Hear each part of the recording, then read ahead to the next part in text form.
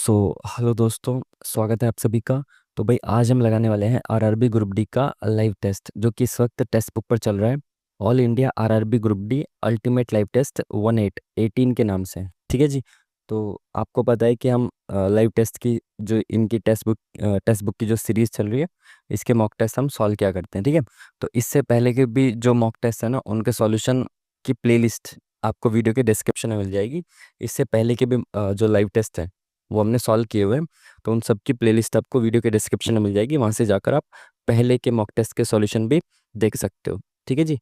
और हाँ, एक मेन चीज़ और कि अभी बच्चों को पता है कि कल एक जो केस चल रहा है ग्रुप डी वाला, इसका एक अपडेट आया कि जो ग्रुप डी के एग्ज़ाम की डेट निकाली थी, है ना, 17 नवंबर से जो लास्ट दिसंबर तक चलने वाला था, रेलवे ने ये एग्ज़ाम डेट निकाल दी थी। बट कल इस पे कोर्ट ने क्या किया है, स्टे लगा दिया कि एग्ज़ाम तब तक नहीं कराया जा सकता जब तक कि कैट की कार्रवाई पूरी ना हो जाए। ठीक है। तो इसमें भी काफ़ी बच्चे अब घबरा गए हैं कि यार बताओ एग्ज़ाम कैंसिल हो जाएगा, ये सब चीज़ें। देखो एक बात को समझो आप, रेलवे ने क्या किया, रेलवे को भी पता है कि एग्ज़ाम डेट इस वक्त निकालना ठीक तो है नहीं, और ना ही कंफर्म है कि एग्ज़ाम हो जाएगा। है ना, उसको पता है रेलवे को भी कि केस चल रहा है ना। उस स्थिति में भी उसने एग्ज़ाम डेट निकाली। अब एग्ज़ाम डेट भी इस तरह से निकाली कि उसको आइडिया था कि कुछ ना कुछ ऐसी चीज़ें हो सकती हैं, जैसे उसने कहा कि लास्ट दिसंबर तक, मतलब कोई एग्जैक्ट डेट फिक्स नहीं की थी इन्होंने कि इस दिन को हम एग्ज़ाम लेंगे। ठीक है। तो हो सकता था कि भाई अगर सारी चीज़ें ठीक हो जाती तो 17 नवंबर से फिर ये एग्ज़ाम कराते, और उसके बाद फिर ये डिसाइड करते, है ना, कि किस किस डेट को एग्ज़ाम कराना है। तो उनको भी थोड़ा सा कहीं ना कहीं हल्का सा आइडिया तो हो गई इन सब चीज़ों का। इसलिए उन्होंने बहुत ज़्यादा टेंटेटिव, बहुत रफ आइडिया डेट्स का दिया था। ठीक है। खैर, अब दूसरी चीज़, अगर कोर्ट ने स्टे लगा दिया है तो इसका मतलब ये थोड़ी कि एग्ज़ाम होगा ही नहीं। एग्ज़ाम होगा, लेकिन वो कैट के फैसले के बाद होगा। अब रेलवे ने तो अपने इंटेंशन साफ कर दिया ना कि भाई रेलवे चाहता है एग्ज़ाम कराना। ठीक है। और जितना जल्दी से जल्दी हो उतना जल्दी से जल्दी एग्ज़ाम कराना चाहता है रेलवे। ठीक है। तो उसने तो अपने एकदम क्लियर कर दिया उसने तो भाई कि हाँ मेरे को एग्ज़ाम कराना है। ठीक है। तो अब मेन चीज़ ये रहेगी कि भाई कैट का जो फैसला आएगा वो कभी भी आए, मोस्ट प्रोबेबली जल्दी ही आना चाहिए, है ना। शायद लास्ट, अब जो भी उसमें हियरिंग वगैरह होगी उसमें, या फिर उसके बाद एक दो हियरिंग में आ जाना चाहिए फैसला। ठीक है, जो भी होगा, क्योंकि कोर्ट ने बोल दिया कि आप फैसला करो फाइनल जो भी लेना है, कैट को बोल दिया। ठीक है। तो अब जो भी फैसला होगा एट द एंड आपका एग्जाम तो होना ही है ना, चाहे फैसला किसी के भी पक्ष में आए विपक्ष में आए, पर एग्जाम तो होना है ना। तो इस वजह से आप पढ़ाई को बिल्कुल डिस्टर्ब मत कीजिए। जो भी चीज़ें होंगी, लेकिन आपका एग्जाम 100% होगा। ठीक है। नवंबर में हो सकता है ना हो, तो दिसंबर में शुरू हो जाएगा। अब इससे ज़्यादा डिले तो होगा नहीं, बट मेरे को ऐसा लगता है कि शायद नवंबर के लास्ट तक या नवंबर में एग्ज़ाम शुरू हो जाना चाहिए। है ना, मैक्सिमम ये दिसंबर के मिड तक जा सकता है मैक्सिमम, मुझे ऐसा लगता है पर्सनली, क्योंकि फैसला आएगा, जल्दी ही आएगा। ठीक है। तो तो इसीलिए आप लोग क्या करिए, बेफिजूल में टेंशन मत लीजिए, एग्जाम की तैयारी करते रहिए, बढ़िया तरीके से मॉक टेस्ट लगाते रहिए, रिवीजन करते रहिए, पढ़ाई करो। ठीक है। एग्जाम होगा भाई, कभी भी होगा, लेकिन एग्जाम होगा। ठीक है। तो इन चीज़ों से बिल्कुल दूर रहिए। आपको पता चल गया, मैंने भी बेफिजूल की वीडियो वगैरह नहीं बनाई इस पे, है ना, वरना कल वीडियो वगैरह बना देते उस पे कि एग्जाम कैंसिल हो गया, अब क्या करें, ये करें वो करें। कुछ नहीं करना भाई, बेफिजूल की चीज़ों में टाइम बिल्कुल वेस्ट मत कीजिए, पढ़ाई कीजिए अपनी। सबसे इंपॉर्टेंट है पढ़ाई। ठीक है। तो पढ़ाई करेंगे, इसी क्रम में लगाएंगे आज मॉक टेस्ट। कौन सा वाला? Ultimate live test 18। ठीक है जी। तो जैसा कि आप सभी लोग जानते हैं, और जो लोग नहीं जानते मैं उनको बता देता हूँ कि यहाँ पे हम देखेंगे इस मॉक टेस्ट का सॉल्यूशन, और इसमें आप सीख क्या सकते हैं, अप्रोच, एग्जाम ओरिएंटेड अप्रोच, कि आप किस तरह से एग्जाम में विद इन टाइम क्वेश्चन को सॉल्व करेंगे, कैसे आप कई बार ऑप्शन आंसर तक पहुंचेंगे, कैसे आप कई बार यूनिट डिजिट आंसर तक पहुंचेंगे, और इसी तरह की बहुत सारी छोटी छोटी सी चीज़ें जो आपका एग्जाम में बहुत सारा समय बचा सकती हैं, वो आप यहाँ पे सीख सकते हो। ठीक है जी। तो चलिए बिना किसी देरी के शुरुआत करते हैं मॉक टेस्ट की।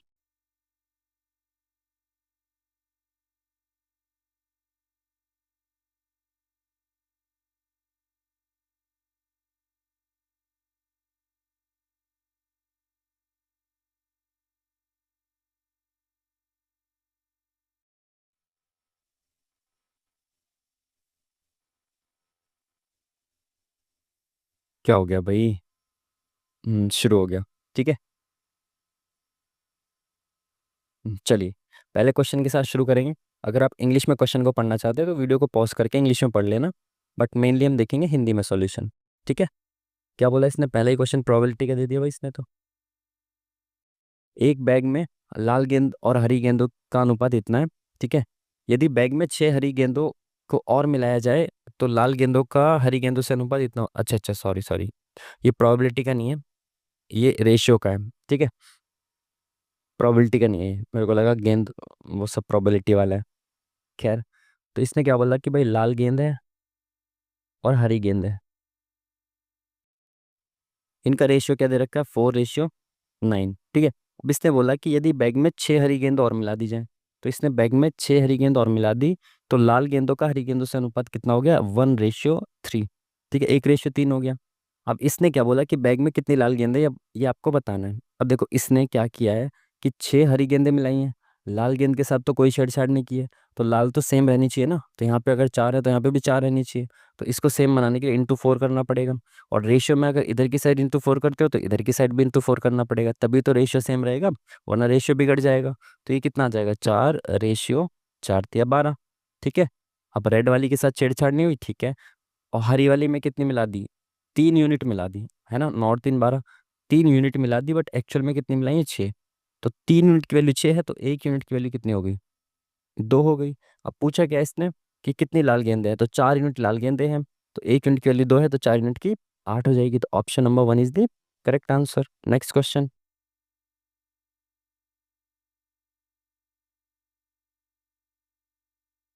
परिवार के 7 सदस्य हैं, प्रत्येक की आयु अलग अलग है, एफ केवल 4 अन्य सदस्यों से बड़ा है।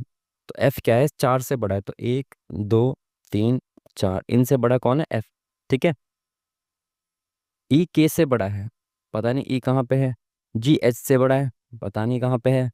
एच केवल 2 सदस्यों से बड़ा है, तो एच केवल 2 से बड़ा है, तो एच यहाँ पे आ जाएगा तीसरे नंबर पे, ठीक है।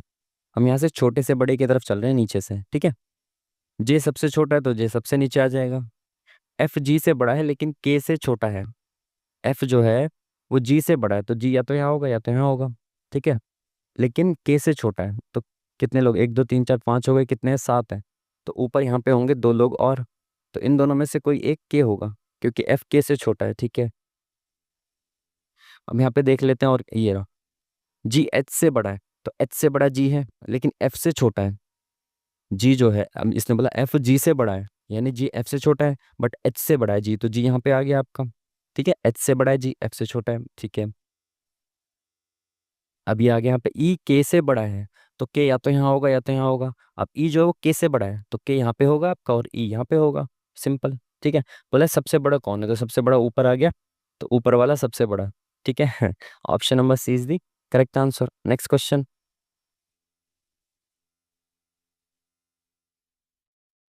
मध्य भारत के बुंदेलखंड क्षेत्र में केंद्रित बस्तियों के विकास में मुख्य रूप से किस कारक ने योगदान दिया। मध्य भारत के बुंदेलखंड क्षेत्र में केंद्रीय बस्तियों के विकास में मुख्य रूप से किस कारक ने योगदान दिया, बुंदेलखंड में। सुरक्षा संबंधी चिंताएं और आक्रमण, व्यापार मार्गों से निकटता, उपजाऊ मिट्टी और सिंचाई उपलब्धता, खनिज संसाधनों की उपलब्धता। बुंदेलखंड, या तो ये इसके साथ जाना चाहिए हमें, उपजाऊ मिट्टी या फिर सिंचाई सुविधा वहाँ पे है इतनी ज़्यादा क्या। आई थिंक वहाँ पे खनिज की उपलब्धता ज़्यादा है, तो इसके साथ जाते हैं, ऑप्शन नंबर 4 के साथ जाते हैं, लेट्स सी, ठीक है। इंग्लिश में पॉज करिए, हिंदी में देखते हैं। विराम की अवस्था से शुरू होने वाली ट्रेन 5 मिनट में इतने प्रति घंटा का वेग पकड़ लेती है, यह मानते हुए कि तुरंत एक समान है ट्रेन द्वारा तय की गई दूरी। ये शायद अभी या तो रिसेंट के किसी मॉक में आया था, या फिर मैं अभी इसको 1-2 दिन पहले देख रहा था इसका सॉल्यूशन, तो मैंने नोट्स में भी ऐड किया है ये। तो इसको कैसे करते हैं, आपको ये बोला इसने कि विराम अवस्था से शुरू शुरू होकर, है ना, और 5 मिनट में कहाँ तक पहुंच जाती है, 90 किलोमीटर प्रति घंटा का वेग पकड़ लेती है। तो शुरुआती वेग क्या है, विराम अवस्था यानी कि 0 है। हालांकि मेरे को साइंस के न्यूमेरिकल्स आते नहीं है बिल्कुल भी, ना मैं कोशिश करता करने की, बट ये अभी या तो मॉक में या फिर शायद मेरे से कोई पूछ रहा था, जब हमने डिस्कशन करके इसका देखा था, मैंने उससे समझा था कि भाई बताओ इसका आंसर, तब मैंने इसका नोट्स में भी ऐड किया था, क्योंकि मॉक टेस्ट में आते ही रहते हैं। तो प्रारंभिक वेग बराबर यू होता है, और ये बराबर आपको दे रखा है 0 किलोमीटर प्रति घंटा, ठीक है, प्रति घंटा दे रखा है। अंतिम वेग क्या दे रखा है आपको, अंतिम वेग आपको दे रखा है इसको वी कहते हैं। ये दे रखा है आपको 90 किलोमीटर पर आवर। ठीक है, इसके बाद आप क्या निकालते हैं, टाइम निकालते हैं ना। टाइम को आप क्या कहते हैं, टी। तो टी आपको दे रखा है कितना, 5 मिनट। तो 5 मिनट को आप घंटे में कन्वर्ट करिए तो 5/60 यानी कि 12×5 = 60। तो 1/12 आवर्स दे रखा है आपको टाइम। ठीक है, बोला क्या इसने, यह मानते हुए कि त्वरण एक समान है इस दौरान ट्रेन द्वारा तय की गई दूरी। त्वरण एक समान है, त्वरण को कहते हैं ए। तो त्वरण कितना हो जाएगा, त्वरण बराबर होता है TUV। वी पहले आएगा, मतलब क्योंकि यू वी बाद में आता है इसलिए यहाँ पे पहले आएगा, मैंने ऐसे याद किया है। V - U/T। ठीक है, तो त्वरण आ जाएगा V - U। तो 90/T 1/12, तो 12 ऊपर चला जाएगा। तो 12×108 0। तो ये क्या आ गया, आपका त्वरण आ गया। अब निकालना क्या है, ट्रेन द्वारा तय की गई दूरी। तो ट्रेन द्वारा तय की गई दूरी, दूरी को कैसे निकालते हैं, इसका कुछ फॉर्मूला था, एस बराबर करके। एस बराबर,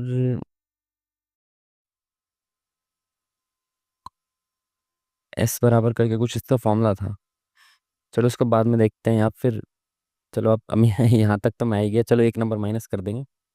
एक सेकंड में कॉपी में देख लेते हैं इसका क्या फॉर्मूला था। ठीक है, अब यहाँ तक तो आएंगे, 1 सेकंड रुकना, 1 सेकंड बस।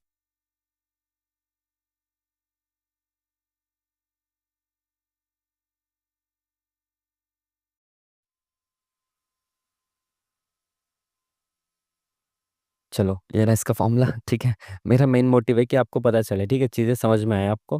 तो इसीलिए कोई नहीं, मैं 1 नंबर माइनस कर दूंगा, है ना। बाकी मैं फॉर्मूला देख रहा हूँ इसका। ये लिखा हुआ है भाई आपका S = UT।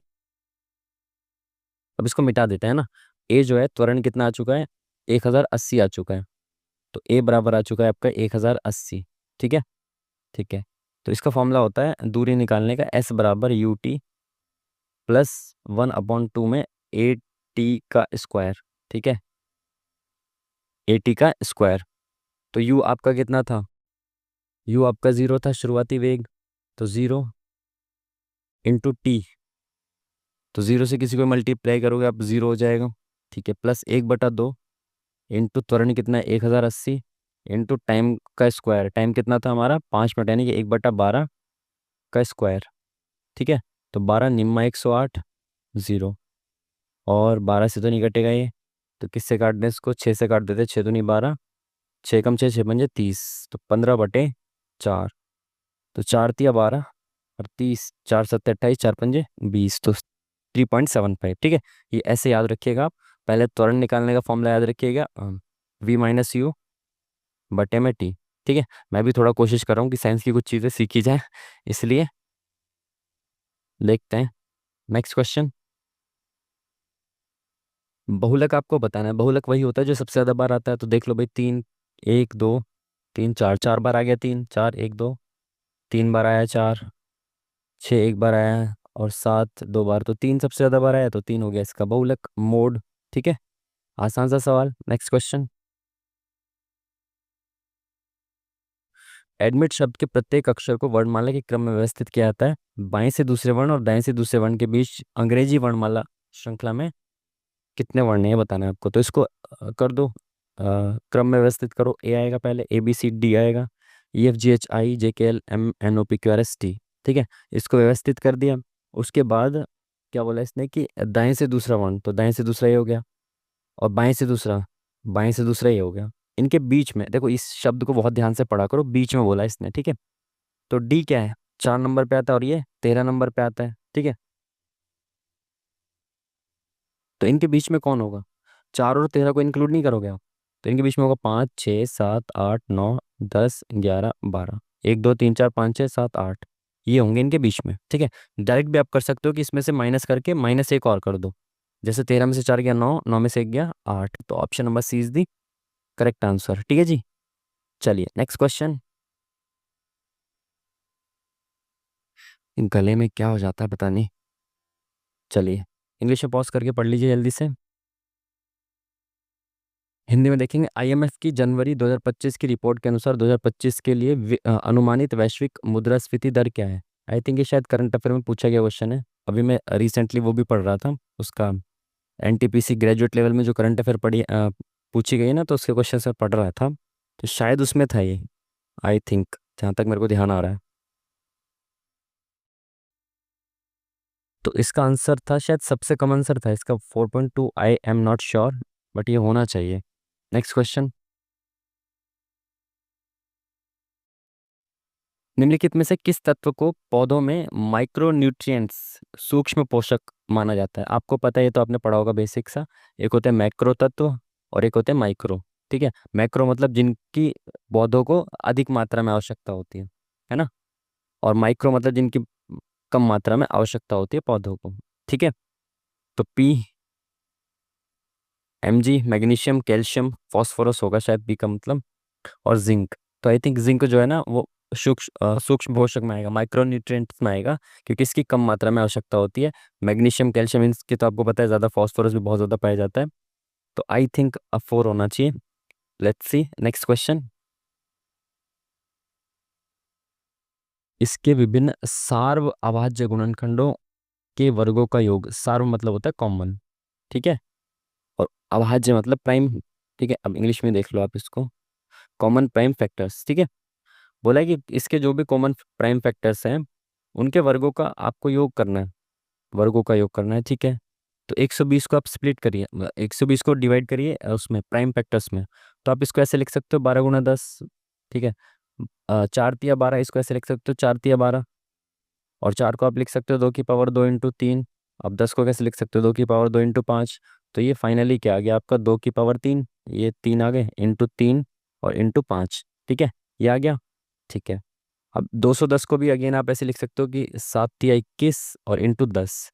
तो ये क्या आ जाएगा, 2 × 5 = 10, तो 2 × 5 × 7। ठीक है, इसको मैंने 2 × 5 में तोड़ दिया और 3 और 7 को लिख दिया। 330 को भी अगेन मैं लिख सकता हूँ 11 × 3 = 33, ×10। तो ये भी हो जाएगा 5 × 2 = 10, तो इसको लिख देंगे 2, 3 ऑलरेडी है, 5 × 11। ठीक है, अब प्राइम फैक्टर्स इसमें देख लो जो कॉमन है। तो 2 सब में कॉमन है, तो 2 की पावर 1 कॉमन है सब में, तो 2 ले लिया, 2 का स्क्वायर कर दिया है ना, सबके स्क्वायर का योग बताना है। प्लस 3 भी प्राइम नंबर है, 3 सब में कॉमन है, ठीक है, 3 × 3 = 9। प्लस 5 प्राइम नंबर है, सब में कॉमन है, 5 × 5 = 25। और कुछ भी कॉमन नहीं है। ठीक है, तो कितना हो जाएगा, 25 और 10 35, में से 1 गया 34 और 4 38। Option number B is the correct answer. ठीक है, नेक्स्ट क्वेश्चन। एक अच्छा झगड़ालू बनने के लिए एक आदमी को बुद्धिमान होना चाहिए। अच्छे झगड़ालू बातूनी और उबाऊ होते हैं। सभी बुद्धिमान व्यक्ति उबाऊ होते हैं। अच्छा झगड़ालू बनने के लिए एक आदमी को बुद्धिमान होना चाहिए। सभी बुद्धिमान उबाऊ होते हैं। सभी बुद्धिमान व्यक्ति अच्छे झगड़ालू होते हैं। झगड़ालू बनने के लिए आदमी को बुद्धिमान होना चाहिए। तो सारे बुद्धिमान अच्छे झगड़ालू होंगे, ये तो जरूरी नहीं है ना, जो अच्छा झगड़ालू होगा वो बुद्धिमान जरूर होगा। सारे बुद्धिमान व्यक्ति अच्छे झगड़ालू होते हैं, गलत होना चाहिए ना मेरे हिसाब से। सभी बुद्धिमान व्यक्ति उबाऊ होते हैं, अच्छे झगड़ालू बातूनी और उबाऊ होते हैं।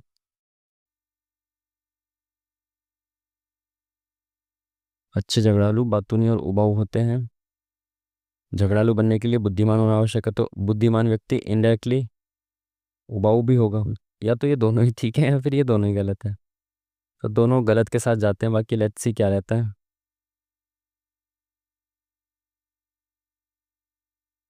ये है भाई आपका साइंस का क्वेश्चन, स्किप करेंगे तेजी से।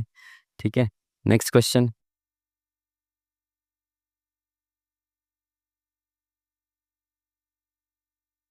विपरीत दिशाओं में चलती हुई दो ट्रेन प्लेटफॉर्म पर खड़े एक व्यक्ति को क्रमशः इतने और इतने सेकंड में पार करती है, और वे 23 सेकंड में एक दूसरे को पार करती है, तो इसकी गति का अनुपात बताना है। आसान सा बेसिक सा क्वेश्चन है। ठीक है, आपको पता है कि प्लेटफॉर्म पर कोई व्यक्ति खड़ा है, इसको इधर वाली ट्रेन आती है तो वो पार कर देती है 27 सेकंड में। एक सेकंड, क्या हो गया ये? ठीक है, ये इधर वाली ट्रेन आती है तो इसको 27 सेकंड में पार कर जाती है, और इधर वाली ट्रेन आती है तो 17 सेकंड में पार कर जाती है। आप सबको पता है कि जो व्यक्ति खड़ा है उसको पार करने के लिए ट्रेन कितना डिस्टेंस ट्रेवल करती है, जितनी उसकी लंबाई है।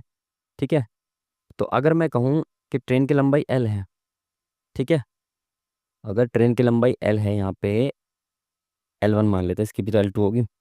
तो इस लंबाई को वो किस स्पीड से क्रॉस कर रही है, तो मैं मान लेता हूँ कि पहली ट्रेन की स्पीड कितनी है, पहली की स्पीड एक्स है और दूसरी की वाई है। ठीक है, तो ये एक्स की स्पीड से चल रही है और कितने टाइम में पार कर दे रही है, 27 सेकंड में पार कर दे रही है। तो L1, ये एक्स इधर चला जाएगा, इंटू एक्स हो जाएगा। तो पहली वाली गाड़ी की लंबाई कितनी होगी, 27x, है ना। तो पहली ट्रेन की लंबाई कितनी होगी भाई, 27x होगी। ठीक इसी प्रकार से जो L2, मैंने मान लिया कि दूसरी वाली ट्रेन की लंबाई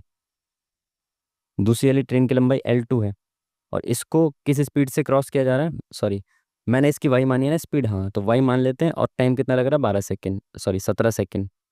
ठीक है, तो इसकी लंबाई कितनी हो जाएगी, 17y। ठीक है, कोई दिक्कत, बिल्कुल भी नहीं। अब जब ये एक दूसरे को पार करेंगी तो आपको पता है विपरीत दिशा में है ये दोनों, एक दूसरे को पार करने में कितना डिस्टेंस ट्रेवल किया जाएगा इनके द्वारा, एक दूसरे को पार करने के लिए इतना डिस्टेंस ट्रेवल किया जाएगा जितना इनकी लंबाई होगी। तो दोनों की लंबाई का योग हो जाएगा 27x प्लस 17y, अपॉन में स्पीड क्या हो जाएगी, अपोजिट डायरेक्शन में तो स्पीड प्लस हो जाएगी x प्लस वाई, बराबर कितना दे रखा है आपको, एक दूसरे को पार करने में 23 सेकंड लेते हैं। तो एक्स प्लस वाई इधर आ गया इंटू में, यहाँ से हट के, तो ये कितना आ गया, 23x हो गया, और ये प्लस 23y हो गया।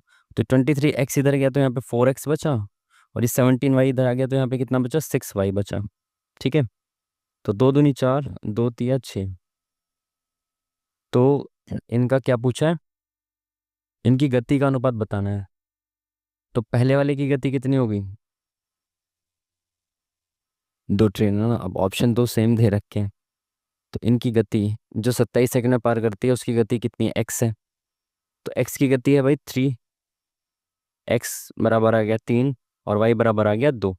ठीक है, तो इनका रेशियो क्या आ जाएगा, 3:2। Option number 1 is the correct answer. ठीक है, एक्स के सामने 3 है तो 3 इसकी वैल्यू होगी, वाई के सामने 2 है तो 2 इसकी वैल्यू होगी। तो option number second is the correct answer. Next question, इनका कुछ कुछ अर्थ दे रखा है तो लगा दो भाई। 29 एट द एट का मतलब है योग 128, डॉलर के साइन का मतलब है डिवाइडेड बाय 16, परसेंटेज का अर्थ है इंटू 7, हैशटैग का अर्थ है -22। ठीक है, ठीक है, 29 प्लस 16 × 8 = 128 इंटू 7, तो 7 × 8 = 56 ठीक है, 29 में से 22 गया, कितने बचे, 7 बचे, तो 7 इसमें प्लस कर दो, 7 × 6 = 13, और 63 option number C is the correct answer. Next question,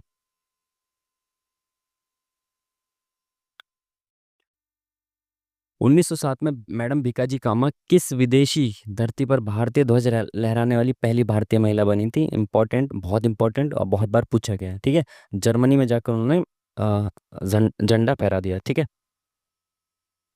next question क्या बोल रहा है, एक सेकेंड, नेक्स्ट क्वेश्चन क्या बोल रहा है, द ऑटोमेटिक हिंदी में पढ़ लो भाई।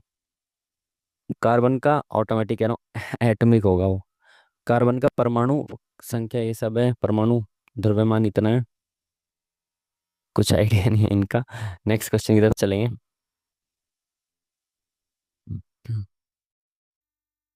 ये दे रखा है आपको, और नंबर्स आपको आसान आसान से दे रखे हैं, तो चलिए कर दीजिए इनको। 1296 आप सबको पता है कि किसका स्क्वायर होगा, आपने बहुत बार इसको देखा होगा।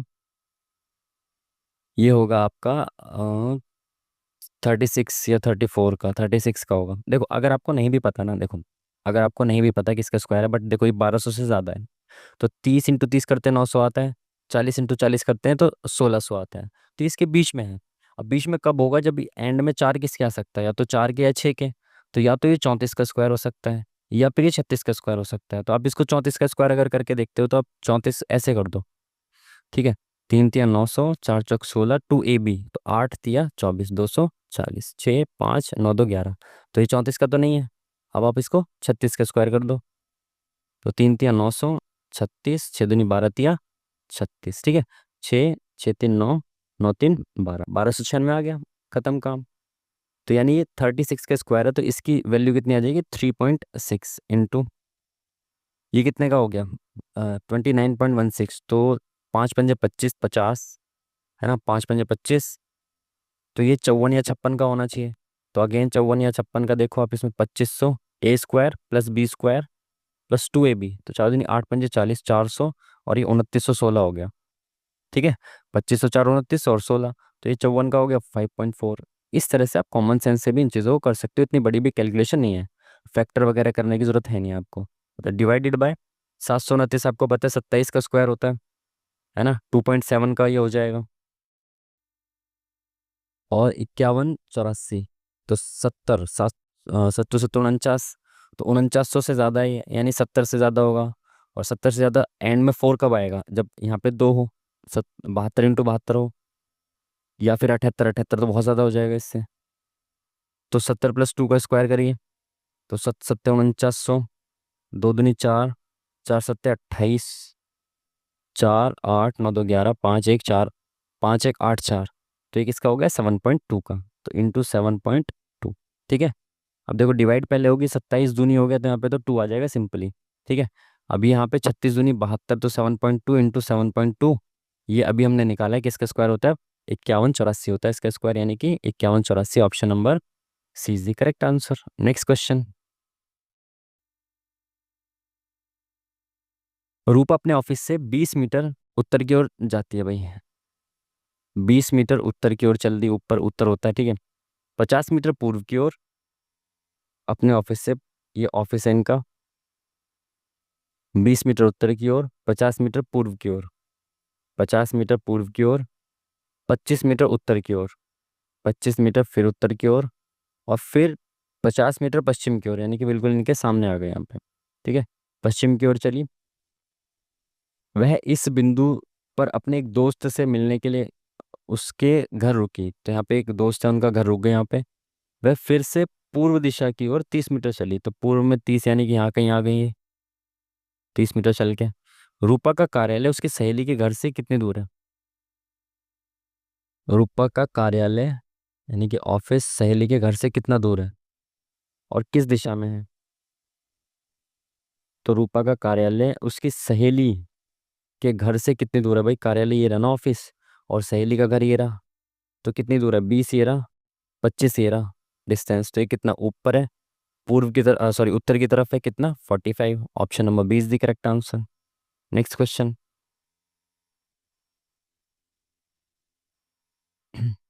इसको सॉल्व करना है आपको। तो ए स्क्वायर माइनस बी स्क्वायर दे रखा है सिंपल, तो ए स्क्वायर माइनस बी स्क्वायर बराबर क्या होता है, ए प्लस बी, ए माइनस बी। तो ए प्लस बी करिए आप इसको, तो 2.91 प्लस 1.09, 9 1 10, 9 1 10, 2 3 और 4, 4 इंटू, आई थिंक यहाँ पे 1.82 आएगा, तब कट के आंसर यही आ जाएगा, क्योंकि नीचे से कटना तो इसको आई, तभी तो कंप्लीट आंसर आएगा। तो दूसरा यहाँ पे क्या आएगा, ए माइनस बी, 1.09। तो इसमें से क्या कितना बचा, 11 में से 9 हो गया 2, यहाँ पे 8 बचा और यहाँ पे 1 बचा, देखो आ गया ना, 1.82 आ गया, और नीचे भी 1.82 है, तभी तो ये कटेगा, तभी तो आंसर आएगा। समझ पाए बात को, आसान सा सवाल। Next question. घनत्व का सूत्र क्या है, घनत्व ये बहुत बार आ चुका, पहले भी काफी बार आ चुका, और अब हम इसको 1 2 बार से सही भी कर रहे हैं। ठीक है। घनत्व बराबर होता है द्रव्यमान अपॉन में आयतन, option number C is the correct answer. ऐसी छोटी छोटी चीजें तो रट्टा मार ही सकते हैं ना। ठीक है। भानु एक कार्य को 10 दिनों में कर सकता है, रमेश उस इसे पूरा करने में 12 दिन लेता है, तो भानु जो है वो इसको 10 दिन में कर सकता है, रमेश जो है इसको 12 दिन में कर सकता है। रोहित कार्य को करने में उतना ही समय लेता है जितना समय भानु और रमेश मिलकर कार्य करने में लेते हैं। तो भानु और रमेश मिलकर कितने दिन में कार्य करते हैं, उतने ही दिन में रोहित करता है इसको पूरा। तो ये दोनों मिलकर कितने दिन में करेंगे देख लेते हैं इसको, 12 5 60, 10 6 60, तो 6 5 11, तो 60/11, इतने दिन लेंगे कौन, ये दोनों मिलकर। तो रोहित जो है वो 60/11 दिनों में काम को पूरा करेगा। ठीक है। रमेश और रोहित एक साथ कार्य को पूरा करने में, रमेश और रोहित एक साथ कार्य को पूरा करने में कितना समय लेंगे। तो रमेश और रोहित, रमेश एक काम को 12 दिन में पूरा करता है और ये इसको 60/11 दिन में, और टोटल काम कितना है, 60 है। तो मैं ये मान लेता हूँ जब टोटल काम 60 है, ये 5 काम कर रहा है, तो ये कितना काम कर रहा होगा, ×11, ये 11 काम कर रहा होगा, है ना। रोहित ×11 करूँगा तभी तो 60 आएगा। तो दोनों मिलके एक दिन में या 1 घंटे में कितना काम कर रहे हैं, 16, और टोटल काम कितना है 60। तो 15 × 4 = 60, 4 × 4 = 16, 4 × 3 = 12, 3/4, 3 से ही 3/4 दिन, option number third is the correct answer. Next question. क्या बोला इसने, कितने ऐसे कितने सात हैं जिनके पहले एक विषम संख्या है लेकिन बाद में एक सम संख्या नहीं है? तो आपको इसमें सात को देखना सबसे पहले। सात कहाँ पर है, सात कहाँ पर है, सात कहाँ पर है, ये रहा। इसने बोला जिनके पहले एक विषम संख्या है, तो इसके तो पहले विषम संख्या है ही नहीं। दूसरे सात की तरफ चलो, ये रहा। पहले जिनके पहले एक विषम संख्या है लेकिन बाद में सम संख्या नहीं है, तो यहाँ पे तो सम संख्या है। आगे यहाँ पे चलो, इनके पहले एक विषम संख्या है क्या? नहीं।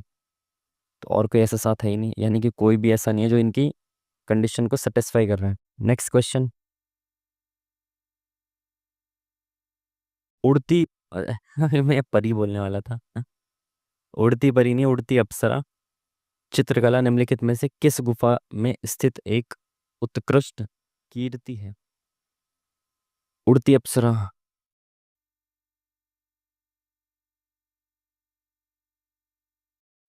उड़ती अप्सरा अजंता या एलोरा में तो नहीं, एलोरा में क्यों होगी? एलिफेंटम तो होने का मुझे नहीं लगता कोई चांस। वो गाना नहीं है एक, हुस्न जैसे अजंता की मूरत कोई, तो शायद वहां पे लड़की वगैरह की अच्छी अच्छी तस्वीर है ना शायद। तो अप्सरा, अप्सरा जी शायद यहीं पे बनी हुई हो। बाकी आई एम नॉट श्योर, बाकी चेक कर लेंगे इसको, है ना। क्या यार, आगे बढ़ते हैं। विश्व स्तर पर फिनॉल उत्पादन की प्राथमिक औद्योगिक प्रक्रम क्या है? इस प्रक्रम में किस मध्यवर्ती का उपयोग किया जाता है? फिनॉल उत्पादन में किस मध्यवर्ती का उपयोग किया जाता है? No idea.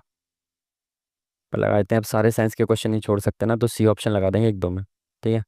Next question. एक व्यक्ति दुकान तक गाड़ी चलाकर 100 मीटर की यात्रा 200 सेकंड में तय करता है। तो 100 मीटर की यात्रा 200 सेकंड में तय करता है। फिर 400 सेकंड में 200 मीटर की दूरी तय करके उसकी दुकान में गया। तो 200 मीटर की दूरी उसने 400 सेकंड में तय की। ठीक है। उसकी औसत गति क्या है? औसत गति क्या होगी? टोटल डिस्टेंस अपॉन में टोटल टाइम। ठीक है। तो टोटल डिस्टेंस कितना है? 300। टोटल टाइम कितना है? 600। तो 1/2 उसकी स्पीड हो जाएगी, यानी कि 0.5। Option number one is the correct answer. Next question.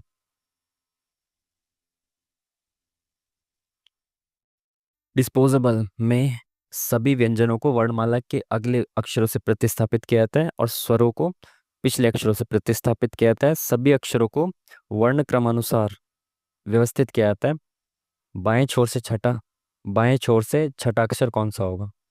तो वर्ण क्रम में भी लगाना पड़ेगा, तो सबको चेंज करना पड़ेगा भाई पहले तो। ठीक है। तो इसने क्या बोला है, देखो आप पहले काफी टाइम होगा इसमें आपके पास, तो आप ऐसा कर सकते हो, इसको लिख लो आप। सबसे बेहतर तरीका ये है, क्योंकि इन सिली मिस्टेक्स हो जाते हैं छोटे छोटे क्वेश्चन में। ठीक है। 1 2 3 4 5 6 7 8 9 10, 6 8 10। ठीक है। अब इसने जो जो बोला है एक एक के साथ करो। इसने कहा व्यंजनों को अगले अक्षर से बदलना है, तो पहले व्यंजनों को बदलो। तो डी से ई, एस से T, P Q, S T, B C, L M. ठीक है। व्यंजनों को बदल दिया सभी अगले अक्षर से। ठीक है। और स्वरों को पिछले अक्षरों से, तो आई, एच आई, ठीक है, O, N O, Z A, C D E. ठीक है। तो ए ई आई ओ यू को हमने बदल दिया। ठीक है। अब इसने क्या बोला, इसको वर्ण क्रम में व्यवस्थित करेंगे। तो बाएं छोर से छठा अक्षर कौन सा आएगा? तो बाएं छोर से छठा बोला, यानी कि यहाँ से। तो आप देख लो व्यवस्थित करके छठे नंबर पे कौन आएगा, देख लो कि ए है क्या इसमें? नहीं, ए बी सी, सी है इसमें, डी है इसमें, A B C D E, F G H, I J K L M N, O P Q. एक सेकेंड, एम रह गया ना, ये एम रह गया। M N O P Q R S T U V W X Y Z. T दो बार है और जेड। ठीक है। ये तो 1 2 3 4 5 6 7 8 9 10, मतलब बाएं से छठा, तो 1 2 3 4 5 6। तो एन आएगा। Option number C is the correct answer. Next question. भारत की जनगणना के आंकड़ों के अनुसार 2011 में निम्नलिखित में से किस राज्य में एसटी लिंगानुपात सबसे अधिक दर्ज किया गया है? अगेन मैं कह रहा हूँ आपको, बहुत बार कह चुका हूँ, सेंसस के जहां से भी क्वेश्चन दिखे सारे क्वेश्चनों का सूखा रट्टा मार जाओ, सूखा। ठीक है। बिना पानी के रट्टा मार जाओ इसका। एसटी लिंगानुपात सबसे अधिक है कहाँ पे है? हम्म ये पूछा हुआ तो है शायद, गोवा में आई थिंक। ऑप्शन नंबर 1 के साथ जाएंगे। Next question. पॉपुलेशन सबसे ज़्यादा एसटी की कहाँ पे है? मध्य प्रदेश में।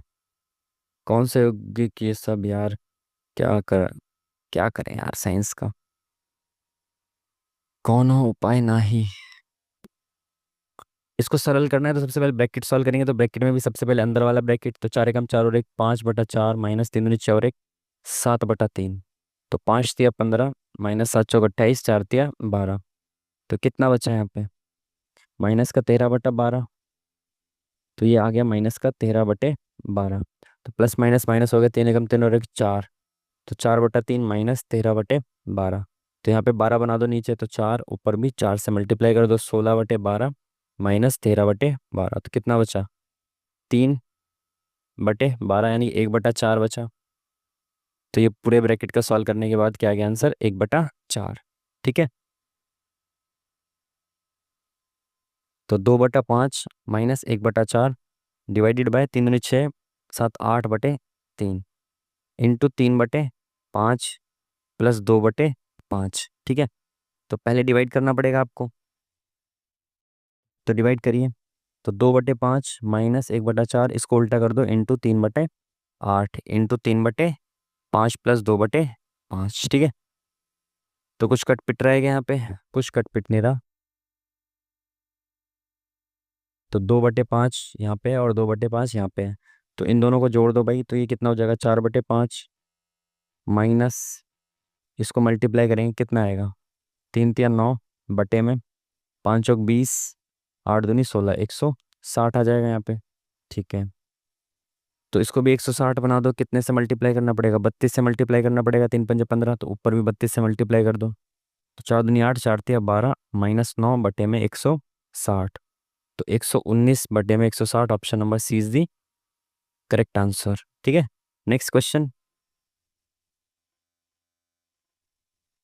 क्वेश्चन मार्क की जगह पे क्या है ये आपको बताना है।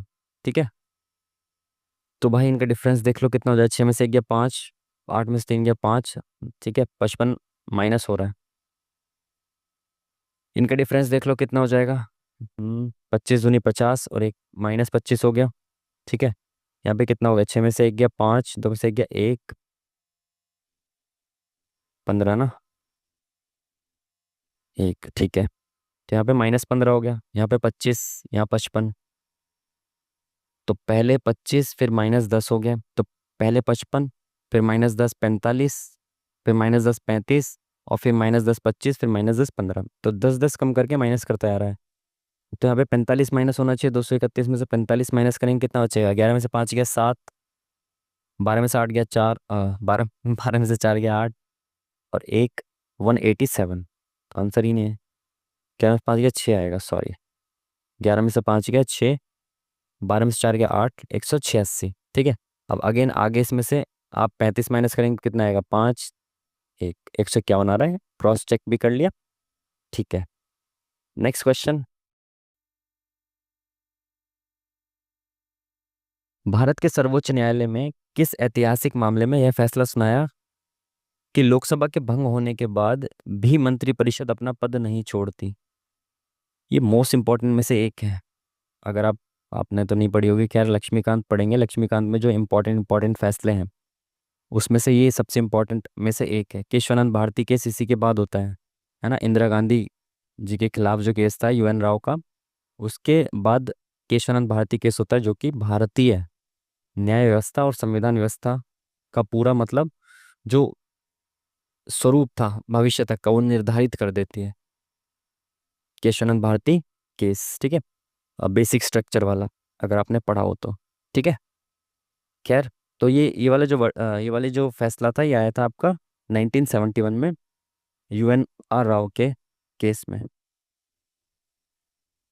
ठीक है। चलिए। कौन सा विद्युत धारा के रासायनिक प्रभावों का अनुप्रयोग नहीं है? रासायनिक प्रभाव का नहीं है। तो ऐसा कुछ पढ़ा था ना, एक रासायनिक प्रभाव एक भौतिक प्रभाव। अपघटन।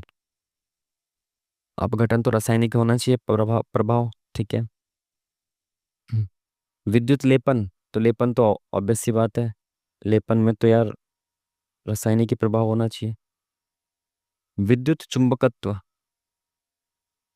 मैग्नेटिक पावर वगैरह रासायनिक प्रभाव में नहीं आएंगी ना, तो भौतिक में आना चाहिए शायद ये वाला, चुंबक वाला मामला। आगे हम नॉट श्योर, बट चलते हैं इसके साथ ही, देख लेंगे बाद में। Next question. गोले ए और गोले बी के व्यास का अनुपात इतना है।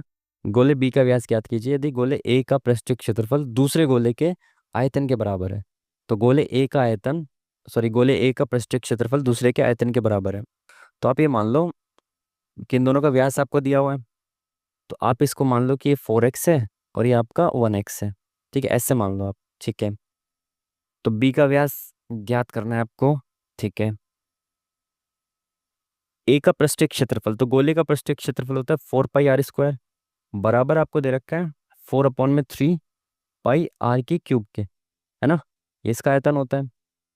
ठीक है, तो पाई से तो पाई कैंसिल, 4 से 4 कैंसिल, तो r स्क्वायर किस वाले का, गोले ए का पृष्ठीय क्षेत्रफल, तो गोले ए का जो है वो कितना है, व्यास दे रखा है 4x, तो r कितनी हो जाएगी, 2x × 2x। ठीक है, बराबर यहाँ पे 1/3 बचा। ठीक है, इंटू रेडियस कितनी हो जाएगी इसकी, x/2, तो ये हो गया x/2 into x/2 into x/2, क्योंकि व्यास दे रखा है एक, तो व्यास का आधा होती है रेडियस। ठीक है, तो भाई ये 3 इधर ले जाओ, ये 2x से तो 2x खत्म कर दो पहली बात। ठीक है, ये 3 इधर चला जाएगा तो कितना हो जाएगा, 2 4 12, और ये कितना है, 2 दूनी 4 दूनी 8, तो इंटू 8 भी इधर चला गया, यहाँ पे बचा x, तो 12×8 = 96, तो x की वैल्यू कितनी आ गई, 96।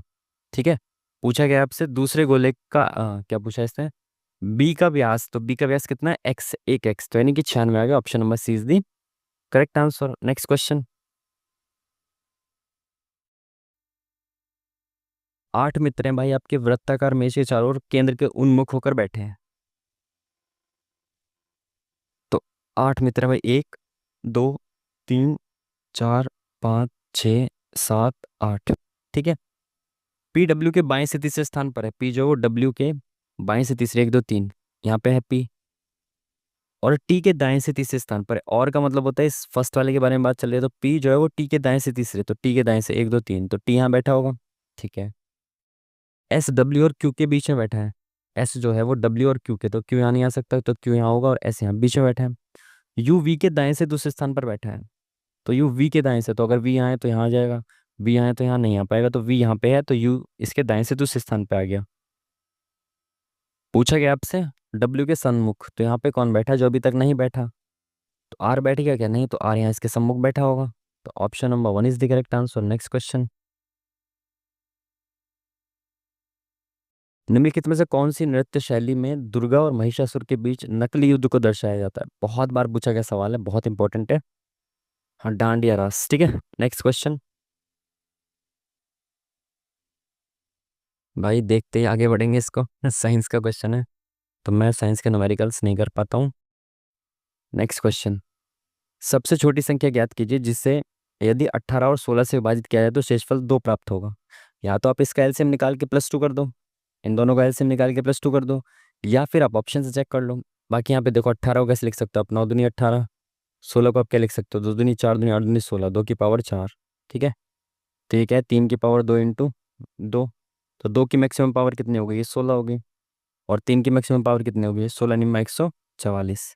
तो 144 वो छोटी से छोटी संख्या है जो दोनों से कटेगी, और 2 शेषफल चाहिए तो +2 कर दो, तो 146। या फिर आप ऐसा कर सकते थे कि दोनों ऑप्शन से चेक कर सकते थे कि दोनों से कटने के बाद 2 शेषफल किसका आ रहा है।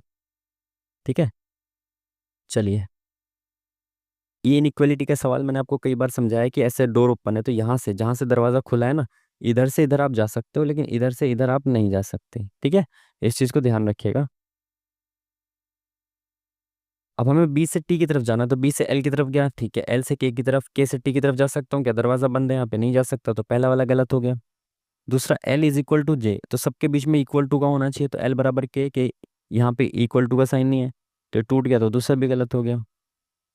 सेम एलिमेंट नहीं है ना, तो इवन और इधर और का केस नहीं आएगा, तो दोनों ही गलत है, तो option number B is the correct answer. ठीक है, चलिए नेक्स्ट क्वेश्चन।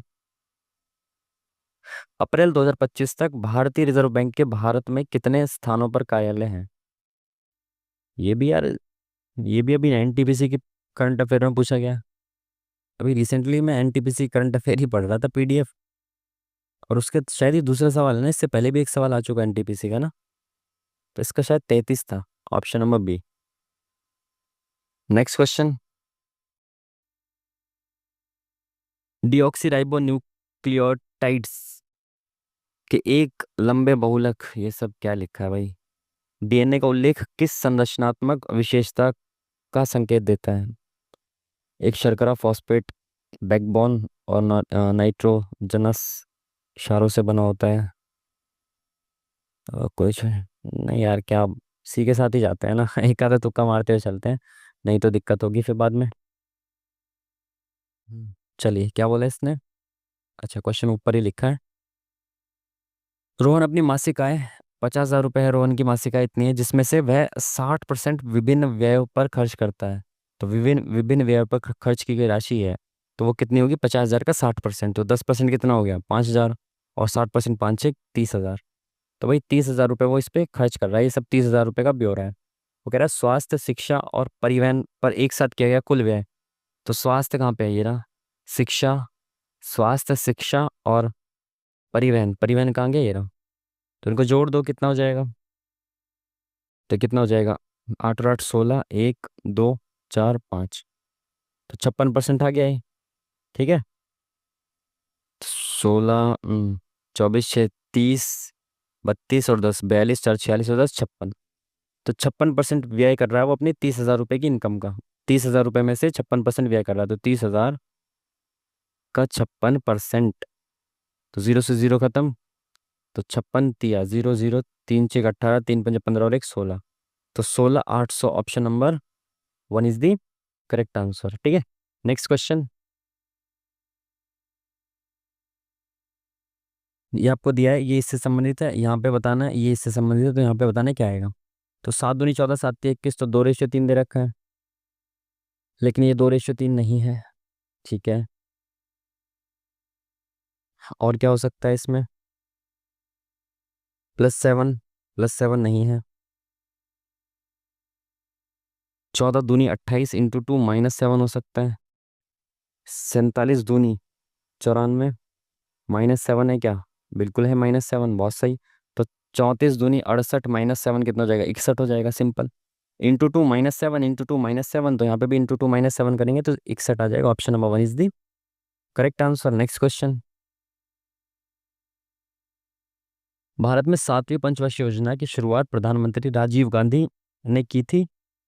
कौन सा 7वीं पंचवर्षीय योजना का एक प्रमुख केंद्र बिंदु था? सेवंथ वाली जो थी उसका क्या था भाई? सेवंथ वाली का था आई थिंक खाद्यान्न वगैरह था ना। इसमें तो है ही नहीं। आधुनिकीकरण और प्रौद्योगिकी का उन्नयन, उदारीकरण तो बाद में आएगा, इसमें तो नहीं रहेगा। संरचनात्मक सुधार पहले ही हो चुका, पहले वाले में आ गया था। निजीकरण भी बाद में आएगा। आधुनिकीकरण ही होना चाहिए फिर, है ना। तो ऑप्शन नंबर वन के साथ ही जाते हैं। ये साइंस का क्वेश्चन है भाई, अपने आप देख लेना आप, ठीक है। Next question. एक समबाहु त्रिभुज के परिवृत्त और अंतःवृत्त के क्षेत्रफलों के बीच का अंतर इतना है, तो त्रिभुज का क्षेत्रफल बताना है आपको। समबाहु त्रिभुज के परिवृत्त और अंतःवृत्त की त्रिज्या नहीं पूछी यहाँ पे, डायरेक्ट उसने क्षेत्रफल के अंतर दे दिया, क्षेत्रफल का अंतर दे दिया। तो आपको पता होना चाहिए कि समबाहु त्रिभुज की परिवृत्त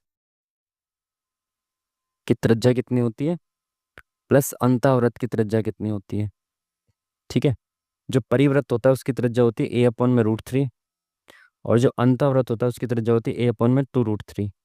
ठीक है, और ए यहाँ पे होती है त्रिभुज की भुजा। ठीक है, इसने ये बोला कि उन दोनों के क्षेत्रफलों का अंतर इतना है, तो परिवृत्त बड़ा होगा। तो पहले इसको रेडियस मान के एरिया निकालेंगे, तो एरिया क्या होता है? πr² होता है, तो पाई इंटू r²। ठीक है, माइनस छोटे वाले का तो पाई इंटू r²। ठीक है, बराबर आपको दे रखा है कितना? 66। ठीक है, अब आप इसमें क्या करिए भाई, कॉमन ले लो।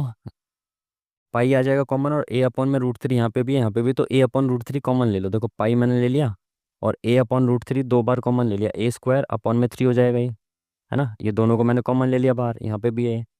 तो यहाँ पे तो सिंपली एक बचेगा, यहाँ कुछ नहीं बचेगा, एक माइनस यहाँ पे क्या बचेगा, पाई बाहर आ गया, ए बाहर आ गया, तो एक अपॉन रूट थ्री इंटू ए अपॉन रूट थ्री, तो ये बच गया भाई 1/3।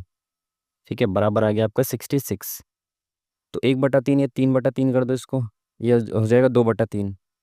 तो ये पाई को लिख दो आप 22/7 इंटू ए स्क्वायर अपॉन में थ्री इंटू में, यहाँ पे क्या बचा ये 2/3। ठीक है, बिल्कुल ठीक है, यहाँ पे आ गए 66। ठीक है, सब कुछ सही चल रहा है ना। बाहर आ गया 1/2, 1/2। ठीक है, ओ शिट, एक सेकंड एक सेकंड, यहाँ गलती हो गई, यहाँ गलती हो गई। ए अपॉन रूट थ्री तो ले लिया हमने, शिट यार, यहाँ पे एक बचा माइनस 1/2 इंटू 1/2, 1/4 आएगा ना यहाँ पे तो।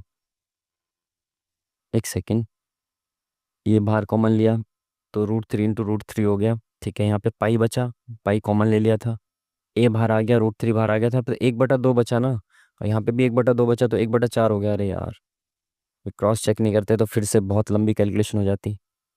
तो 1/4, चार एकम चार, बटे में चार, तो ये कितना हो जाएगा, 3/4 हो जाएगा यहाँ पे। शिट यार, 3/4 हो गया ये। ठीक है, सही है सब। ठीक है, 3 से 3 कैंसिल, दो दूनी चार, दो एकम दो। ठीक है, तो ये 14 किधर चला गया, इंटू 14 यहाँ पे आ गया 14। ठीक है, और ये 11 जो बचा था वो यहाँ आ गया, 11×6 = 66, 14×6 = 84। तो ए स्क्वायर बराबर 84 आ गया, तो आपकी ए कितनी आ गई रूट के अंदर, 84। ठीक है, तो ए आ गई आपके रूट के अंदर 84। पूछा गया त्रिभुज का क्षेत्रफल, क्योंकि समबाहु त्रिभुज का एरिया क्या होता है, रूट 3/4 ए स्क्वायर। तो रूट 3/4 इंटू ए स्क्वायर कितना हो जाएगा, रूट 84 इंटू रूट 84, 84 हो गया, 4×2 = 8, 4 एकम 4, 21, root 3। Option number C is the correct answer. Next question. किसी निश्चित कूट भाषा में तारे को चंद्रमा ये सब कहा जाता है। ठीक है, पृथ्वी का एकमात्र प्राकृतिक उपग्रह कौन सा है। एकमात्र प्राकृतिक उपग्रह चंद्रमा है, और चंद्रमा को ग्रह कहा जाता है, तो इसलिए ग्रह हो जाएगा। Option number C is the correct answer. ठीक है, नेक्स्ट क्वेश्चन। नेपट्यूनियम और प्लूटोनियम जैसे तत्व कहाँ पाए जाते हैं। बाद में देखते हैं इसको। टाइम देख रहे हो आप, कितनी तेजी से बीत गया पता ही नहीं चला। एक दुकानदार एक वस्तु पर 15% और 25% की दो छूट देता है, जिसका अंकित मूल्य इतना रुपए है। वस्तु का विक्रय मूल्य ज्ञात कीजिए। सिंपल, या तो सक्सेसिव निकाल दो तो बेसिक से कर दो। सिंपल भाई, अंकित मूल्य कितना है, 1600 है। पहले मैंने 15% की छूट दी, 15% मतलब होता है 3/20, है ना। 5×3 = 15, 5×2 = 10। 3/20 की छूट दे दी, तो उसका मूल्य कितना बचा, 17/20 बचा। ठीक है, इंटू, अब इसके बाद इसने 25% की छूट दे दी, तो 25% मतलब 75% बचा, यानी कि 3/4 बचा अब। ठीक है, इससे ये खत्म, 8 से ये खत्म, 8×2 = 16। ठीक है, और ये कितना आ गया, 17×6 = 102 और जीरो, तो विक्रम मूल्य आ गया 102 और zero. Option number one is the correct answer. Next question. कितने अंक अपने दाईं ओर के अंक से पूर्णतः विभाजित हैं। कितने अंक अपनी दाईं ओर के अंक से विभाजित हैं, तो देखें भाई, ये जो है 3 से विभाजित है, एक, एक, ये 2 से नहीं है, ये 4 इससे नहीं है, 4 8 से नहीं है, 8, ये 2, ये 3, 9 से विभाजित नहीं है, 9 2 से नहीं है, 2 6 से नहीं है, 6 6 से है तो 4, 6 5 से नहीं है, 5 8 से नहीं है, 8 8 से है तो 5, 8 3 से नहीं है, 3 4 से नहीं है, 4 3 से नहीं है, तो 5 आ गई, है ना। Option number one is the correct answer. Next question. तेल और वसा युक्त खाद्य पदार्थ नाइट्रोजन से प्रवाहित होते हैं, क्योंकि, बहुत बेसिक क्वेश्चन, नाइट्रोजन क्यों डाला जाता है उसमें, जो पैकिंग वाली होती है उसमें नाइट्रोजन होती है ना, गैस क्यों होती है, ताकि ऑक्सीजन को विस्थापित करे, ऑक्सीजन उसमें ना रहे, ऑक्सीजन को हटाकर नाइट्रोजन भर देंगे, इसीलिए, क्योंकि ऑक्सीजन की उपस्थिति में खाना खराब हो जाता है। Next question.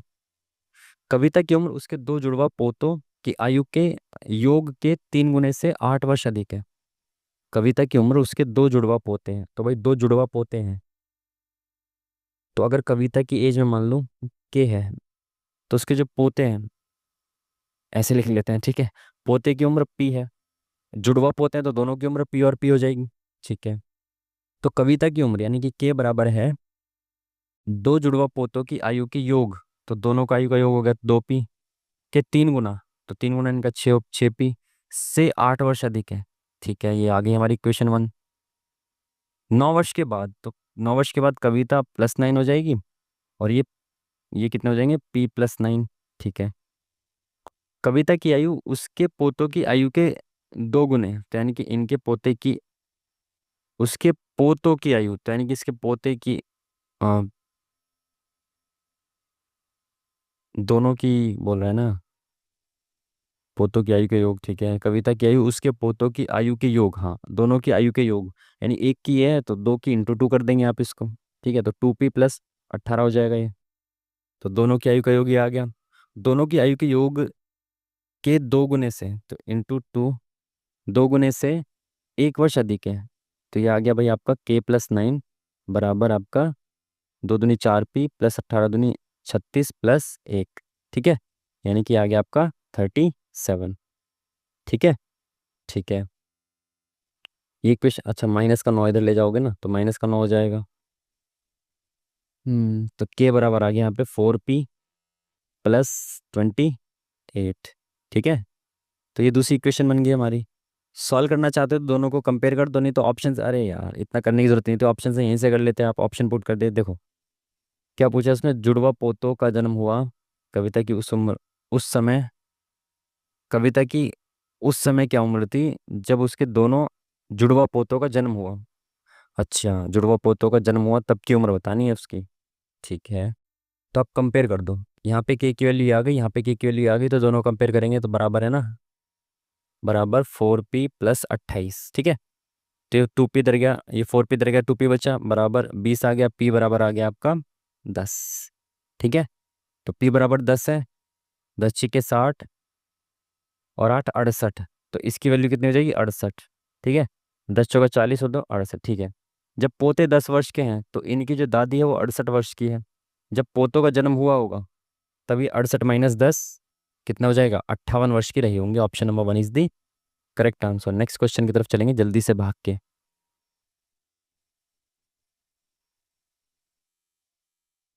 बहुत कम समय बचा है यार, टाइम बहुत ज़्यादा चला जाता है ना।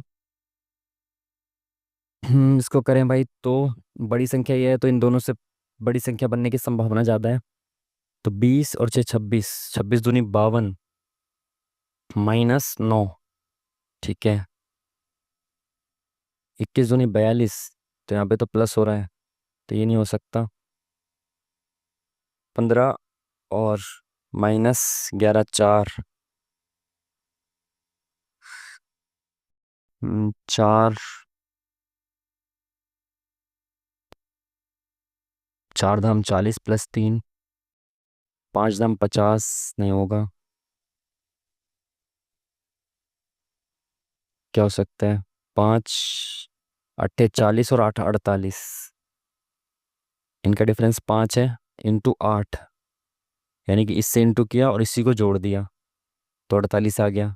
ठीक है, 15 और इसमें से 11, 4 × 11 + 11, 11×4 = 44 और 11, ये तो नहीं हुआ।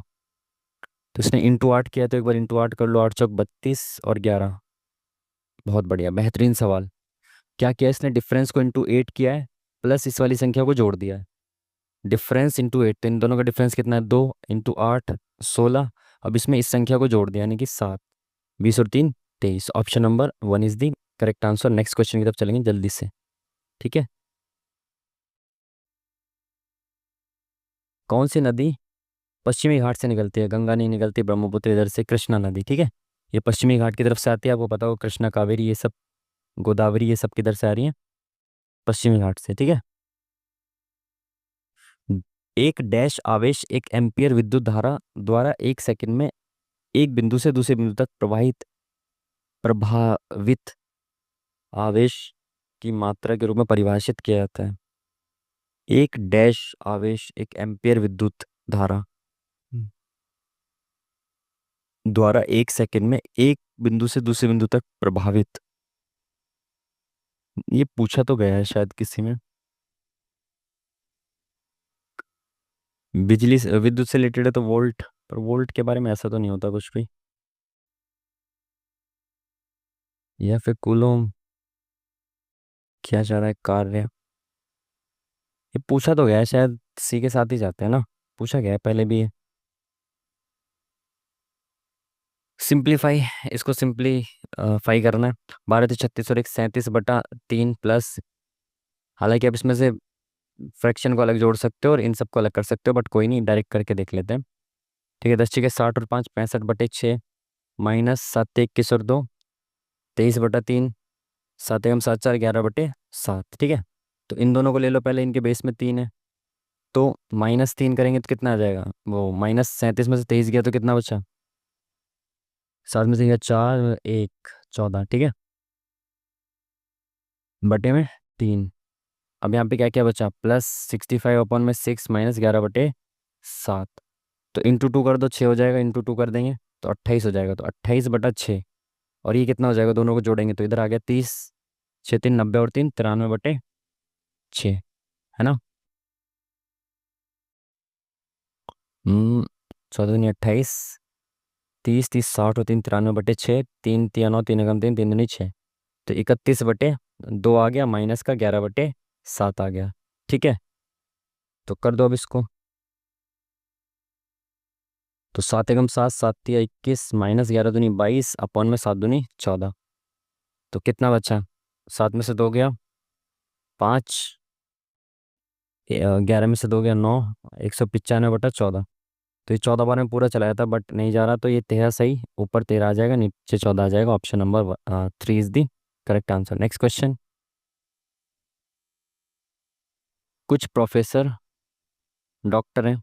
कोई डॉक्टर शोध शोध करता नहीं है, तो कोई भी डॉक्टर डॉक्टर शोध करता नहीं है।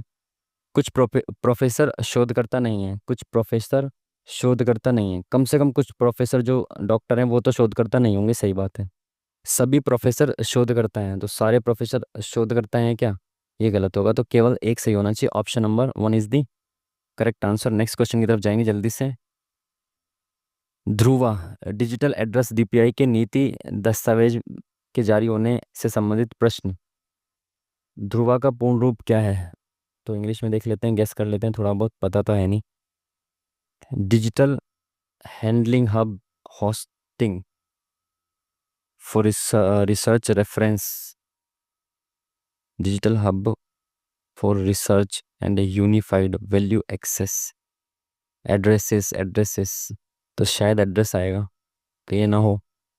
Virtual unified unique unified unified reference and digital hub for research and unified value address. Digital address DPI है, तो एक्सेस तो नहीं आना चाहिए, एड्रेस आना चाहिए। ठीक है, डिजिटल हब या हैंडलिंग या होस्टिंग, तो हब ठीक लग रहा है, सेकंड के साथ जाते हैं। ठीक है, नेक्स्ट क्वेश्चन। कौन सा एक पूर्ण चक्र के दौरान ज्यावक्रिय तरंग सिग्नल का आकार का सबसे अच्छा वर्णन करता है। क्या क्या पूछ रहा है भाई यार, साइंस में। सी के साथ जाते हैं, नेक्स्ट क्वेश्चन बढ़ेंगे आगे। ठीक है,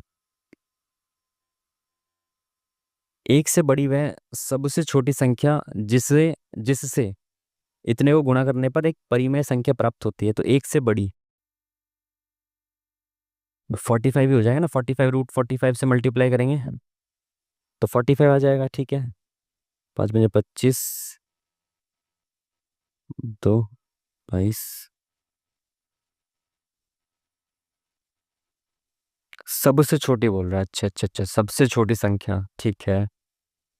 ओके ओके भाई। तो √5 कितना होगा, 2 दूनी 4, 2 पॉइंट समथिंग हो जाएगा ये कितना है, 4 चौक 16, 5 5 25 26 36 7 7 49, तो 6 पॉइंट समथिंग हो जाएगा। और ये √5, ये तो सबसे छोटा हो ही नहीं सकता क्योंकि यहाँ पे है। ये भी सबसे छोटा नहीं हो सकता, √5 है सबसे छोटा। तो √45 में इंटू √5 करेंगे कितना आएगा, 5 5 25, 5 चौक 20 और 2 22। तो ये आ जाएगा आपका 15 आ जाएगा, है ना। तो option number B is the correct answer. सबसे छोटी संख्या पूछा है, इसको ध्यान रखना है आपको। ठीक है, क्वेश्चन मार्क पे क्या है बताना आपको। बी से सी प्लस वन, सी से जी, 3 और 4 7, 7 और ये पी कितना होता है 16, तो 7 और 9 16, और 16 से 6, तो यानी कि 10 + 6 16। तो देखो, एक का स्क्वायर, दो का, तीन का, चार का, पाँच का स्क्वायर प्लस हो जाएगा, तो 6 में 25 प्लस होगा तो कितना हो जाएगा 31। और आपको पता है 26 तक अल्फ़ाबेट होते हैं, तो 26 के बाद कितना बचा, 4 और 1 5 बचा, तो 5 होता है ई। ठीक है, option number B is the correct answer. Next question की तरफ बढ़ेंगे तेजी से। निम्नलिखित में से कौन सा 1955 के नागरिकता अधिनियम के अंतर्गत अनुमति नहीं है। प्राकृतिककरण, दोहरी दोहरी नागरिकता की तो कहीं अनुमति है ही नहीं। इंडिया कॉन्स्टिट्यूशन मना करता है दोहरी नागरिकता आप नहीं ले सकते। नेक्स्ट क्वेश्चन, भोजन को वायुरोधी पात्र में रखने पर क्या लाभ होता है। वायुरोधी पात्र में, तो वायु नहीं आएगी तो ऑक्सीजन नहीं आएगा। रंग बदल देता है तो नहीं होना चाहिए। अवायवीय जीवाणुओं के विकास में बढ़ावा देता है। भोजन के स्वाद को स्वाद कैसे बढ़ेगा, ऑक्सीकरण धीमा हो जाता है ना, इसीलिए वो खाना सड़ता नहीं है शायद। नेक्स्ट क्वेश्चन, 20% प्रतिवर्ष की दर से अर्धवार्षिक रूप से संयोजित ब्याज पर कितने समय में इतने रुपए की राशि इतने हो जाएगी। पॉइंट में दिया हुआ है, अर्धवार्षिक रूप से दिया हुआ है, तो मोस्ट प्रोबेबली ये सीआई की बात कर रहा होगा, है ना, सीआई की बात कर रहा होगा। ठीक है, अगर एसआई की बात करेगा तो ये कितना हो जाएगा, 675 हो जाएगा पहले साल के लिए, तो 7 दूनी 14। 0.5 तो 0.25 नहीं आना चाहिए ना फिर, अगर एसआई की बात करेगा तो। खैर, तो यहाँ पे ये सीआई की बात करेगा। ठीक है, तो इसने ये बोला कितने समय में इतने की राशि इतनी हो जाएगी, समय बताना है आपको। अर्धवार्षिक रूप से संयोजित हो रही है, यानी कि 6 6 महीने में ब्याज मिलेगा। राशि का जो ब्याज है वो 20% है, तो यानी कि आधे वर्ष में 10 10% हो जाएगा। ठीक है, ऐसे करके ये चलता रहेगा जितना भी टाइम होगा। ठीक है, अब देखो इसको ना आप अप्रोक्सीमेशन से करने की कोशिश करो। देखो मैंने कहा कि 6750 रुपये की राशि है, इस पर 10% का ब्याज मिलेगा, जो कि बहुत आसान दे दिया आपको रेट। तो 10% का ब्याज मिलेगा, तो 675 मिलेगा ब्याज इस पे। तो पहले साल के बाद राशि हो जाएगी 7425, तो यानी कि पहले 6 महीने के बाद इतनी होगी। ठीक है, 7425। अब अगेन अगले साल इस राशि पे 10% का ब्याज मिलेगा, तो इसका 10% कितना हो जाएगा, 742.5। तो मैं 742 ही ऐड कर रहा हूँ ना, 0.5 नहीं ऐड कर रहा, अप्रोक्सीमेशन से जा रहा हूँ मैं। ठीक है, 5 और 2 7, 4 और 2 6, 7 4 11 8, तो भाई अगले 6 महीने में इतनी होगी। ठीक है, अभी भी यहाँ तक नहीं पहुंचे। अब अगेन इसका भी 10% जुड़ जाएगा, तो इसका 10% कितना हो जाएगा, 816.7। तो इसमें मैंने कम लिया था, इसमें थोड़ा ज़्यादा ले लो, 817 लिख लो इसको। ऐड कर दो, 7 7 14, 6 7 और 1 8, 8 और 1 9 8, तो 8 9 8 4 अप्रोक्स आंसर आएगा। और 8 9 8 4 आ गया, यानी कि 3 साल हो गए। 3 साल मतलब 6 6 महीने के 3 स्लॉट, यानी कि 1.5 साल हो गया, आंसर खत्म काम। इस तरह से आप अप्रोक्सीमेशन से बहुत आसानी से कर पाए, नहीं तो कैलकुलेशन बहुत ज़्यादा हो जाती है इसमें। चलिए, इसको ऐसे लिखा जाता है, इसको कैसे लिखा जाएगा, अगेन फर्स्ट से फर्स्ट और फर्स्ट से लास्ट का कनेक्शन देखिए, उसके बाद दूसरी चीज़ें देखिए। ठीक है, तो एस से बी तो बहुत ज़्यादा डिफरेंस है, ऐसा तो नहीं होना चाहिए। और एस से एल,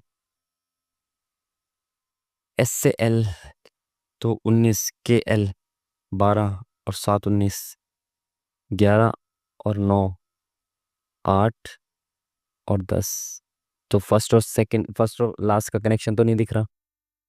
तो और क्या हो सकता है इसमें, रैंडम देखिए, रैंडम, रैंडम एस को रैंडम तो इसमें कहीं से कहीं तक भी कुछ नहीं समझ में आएगा, क्योंकि एक ही है। अल्फ़ाबेटिकल ऑर्डर में दिया है क्या, B C D E F G H I J K L M N नहीं, अल्फ़ाबेटिकल ऑर्डर में नहीं दिया।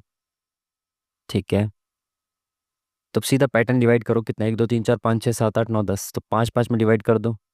तो STREAMLINE, ठीक है, BFSUTDMHKL। मैं कोशिश करता हूँ कि लिखा ना जाए, बाकी आपको लिख के समझा रहा हूँ। तो 2 4 5 2 4 5 2 4 5 2 4 5 ऐसे हो सकता है, या फिर 4 4 बीच के 2 ऐसे हो सकता है। ठीक है, तो 5 5 का पेयर बता, STTURSEFAB, तो इतना आसान दे दिया। ठीक है, MN, अच्छा ST यहाँ पे +1 हो रहा है, यहाँ LM हो रहा है, -1 हो रहा है यहाँ पे। ठीक है, HIMNDE। बहुत सही, बेहतरीन। तो पहले पांच में तो प्लस होगा, तो 1 2 3 4 5, तो लास्ट से फर्स्ट तक प्लस होगा। NMNOEFIJCDST। तो OFGD JDT, OFJDT, OFJ ये गलत, OFJD ठीक है। यहाँ पे क्या हो जाएगा, माइनस होगा, तो यहाँ पे माइनस आ जाएगा, टी का माइनस करेंगे तो एस आ जाएगा, तो ST। और एस एक ही ऑप्शन में, option number 1 is the correct answer. खत्म काम। Next question. 2025 के पुलित्जर पुरस्कार में किस नाटक को सम्मानित किया गया? पुलित्जर पुरस्कार से किस नाटक को सम्मानित किया गया? ये भी शायद NTVC के करंट अफेयर में पूछा गया यार। क्या था इसका आंसर? सही से पढ़ लेता ध्यान से और अच्छे से हो जाते सवाल। पश्चिमी छोर की ओर से देखने पर पूर्व से पश्चिम की ओर बहने वाली क्षैतिज विद्युत रेखा के ठीक नीचे एक बिंदु पर चुंबकीय क्षेत्र की दिशा क्या होगी? क्या यार ये साइंस। चलो, क्या बोला इसने? त्रिभुज PQR की भुजा QR को S तक बढ़ाया जाता है, तो PQR है कोई त्रिभुज? कोई, अरे यार, कोई एक त्रिभुज है PQR कोई त्रिभुज है। QR को S तक बढ़ाया जाता है, इसको बढ़ा दिया S तक, तथा भुजा PR पर लंब एक किरण RT इस प्रकार खींची जाती है। PR पर लंब किरण, अच्छा PR पर किरण खींच दी एक लंब, जो कि 90 डिग्री की है, RT, ठीक है। इस प्रकार खींची जाती है कि TRS एक न्यून कोण है, TRS एक न्यून कोण है, ठीक है। PQR का रेशियो इतना दे रखा है, P अगर 3 है तो Q आपका 2 है और R आपका 1 है, ठीक है। ठीक है, तो TRS यानी कि इसका मान बताना है क्या है। इतना सिंपल सवाल है, देखो 3 2 5 और 1 6। त्रिभुज के अंतः कोणों का योग 180 होता है, तो यहाँ पे कितना, 3 2 5 और 1 6, तो 6 यूनिट के लिए 180 है, तो 1 यूनिट के लिए कितनी हो जाएगी, 6 3 18 30, तो ये हो जाएगा 30, ठीक है। ये 90 है, तो ये कितना हो जाएगा, एक लाइन पे 180 होते हैं, तो 9 3 12, तो ये हो जाएगा 60, 180 हो जाएंगे टोटल, तो ये हो जाएगा आपका 60। Option number D is the correct answer. Next question. W से W, O से S तो नहीं हो रहा, फर्स्ट से फर्स्ट नहीं हो रहा, फर्स्ट से लास्ट देख लो। WXYZ 3, OPQR S 4, RSTUVW। तो पहले +3 +4 फिर +5, 4 5, ठीक है। तो +3 करेंगे तो CDEF, तो एंड में F आएगा, एंड में F आएगा, ये खत्म। LMNOP, तो P आएगा बीच में, ये भी खत्म। Option number 1 is the correct answer. Next question.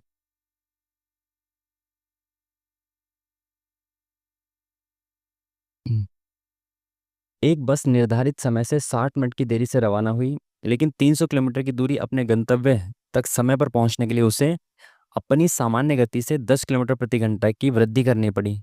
तो बस की सामान्य गति क्या है? उसने कहा कि 60 मिनट देरी से रवाना हुई, लेकिन 300 किलोमीटर की दूरी अपने गंतव्य तक समय पर पहुंचने के लिए उसने अपनी स्पीड बढ़ा दी 10 किलोमीटर प्रति घंटा, और वो समय पर पहुंच गया। तो बस की सामान्य गति क्या थी भाई, ये बतानी। बेफिजूल का टाइम खराब मत करना, सीधा ऑप्शन पुट करना, खत्म काम, ठीक है। मैंने ऑप्शन पुट किया भाई, डिस्टेंस कितना है, 60 300 किलोमीटर का है, 260 कह रहा हूँ, 300 किलोमीटर का है, तो पहला ऑप्शन पुट करता हूँ 50। मैंने कहा अगर उसकी सामान्य गति 50 की होती है तो उसको 6 घंटे लगते हैं, ठीक है। अब वो 1 घंटा देरी से चल रहा है, 1 घंटा देरी से चल रहा है, 60 मिनट की देरी से, तो अब उसको 5 घंटे में पहुंचना होगा, क्योंकि उसको उस निर्धारित समय पे पहुंचना है। तो अब उसको 300, जो 5 घंटे में पहुंचना है, तो 5 × 30, अब उसकी स्पीड कितनी हो जाएगी, 60 किलोमीटर प्रति घंटा। पहले 50 थी, अब उसने कितनी बढ़ा दी, 60 कर दी, 10 बढ़ा दी, और यही इसने बोला था, सेटिस्फाई कर गया पहले ऑप्शन कि 10 किलोमीटर प्रति घंटा उसने स्पीड बढ़ाई है। खत्म काम, ऑप्शन पुट करो, आगे बढ़ो। अरे 2 क्लिक हो गए क्या? हाँ।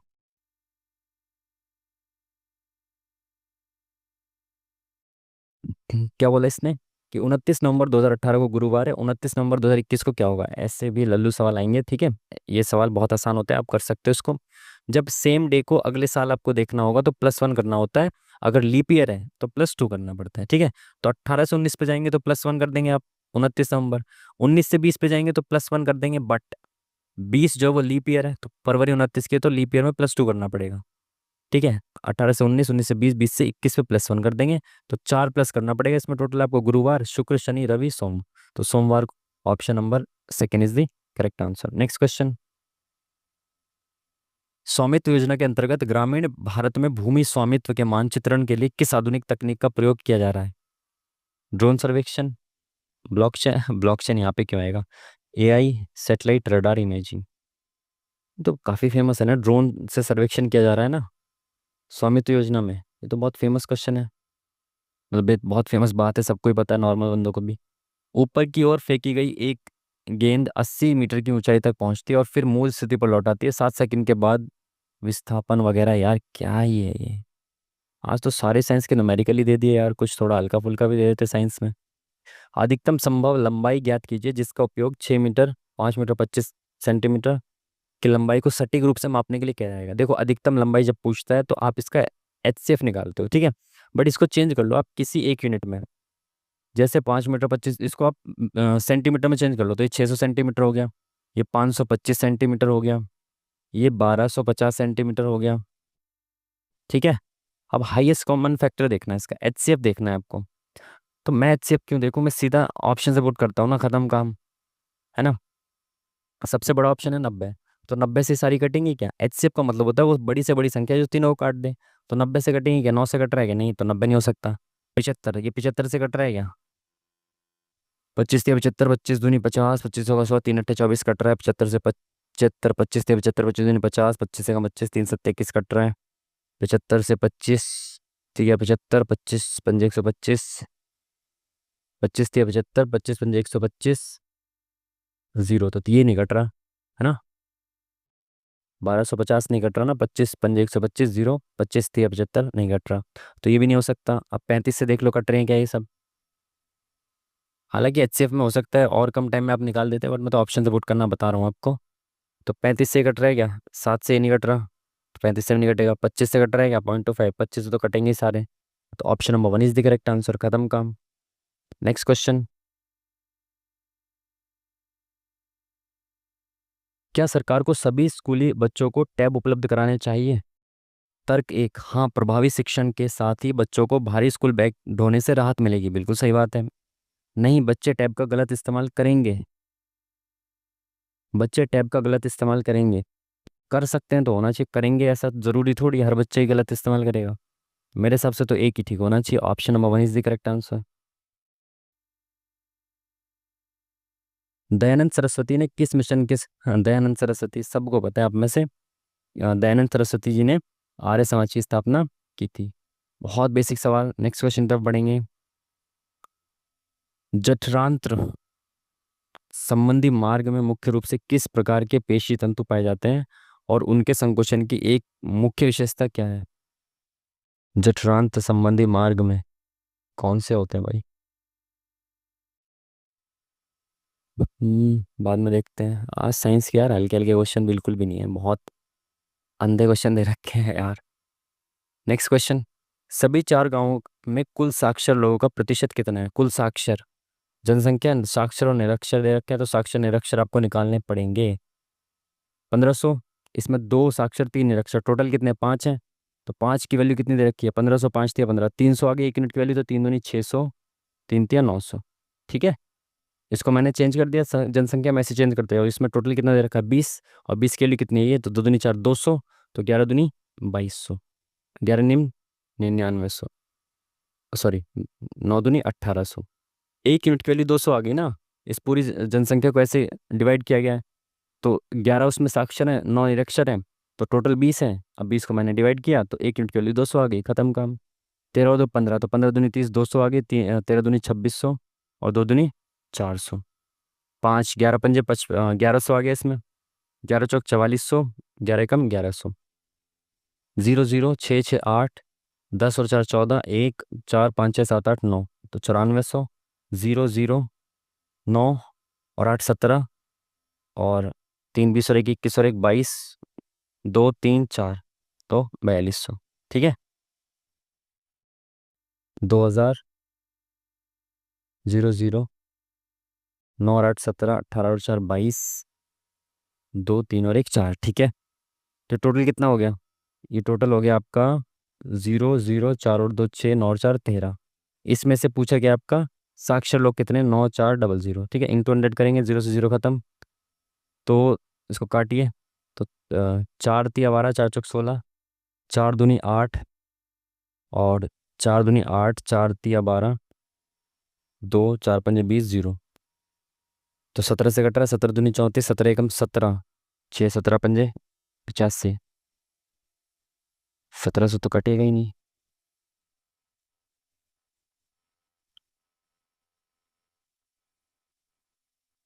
क्या हुआ, कुछ गलती हो गई क्या यहाँ पे?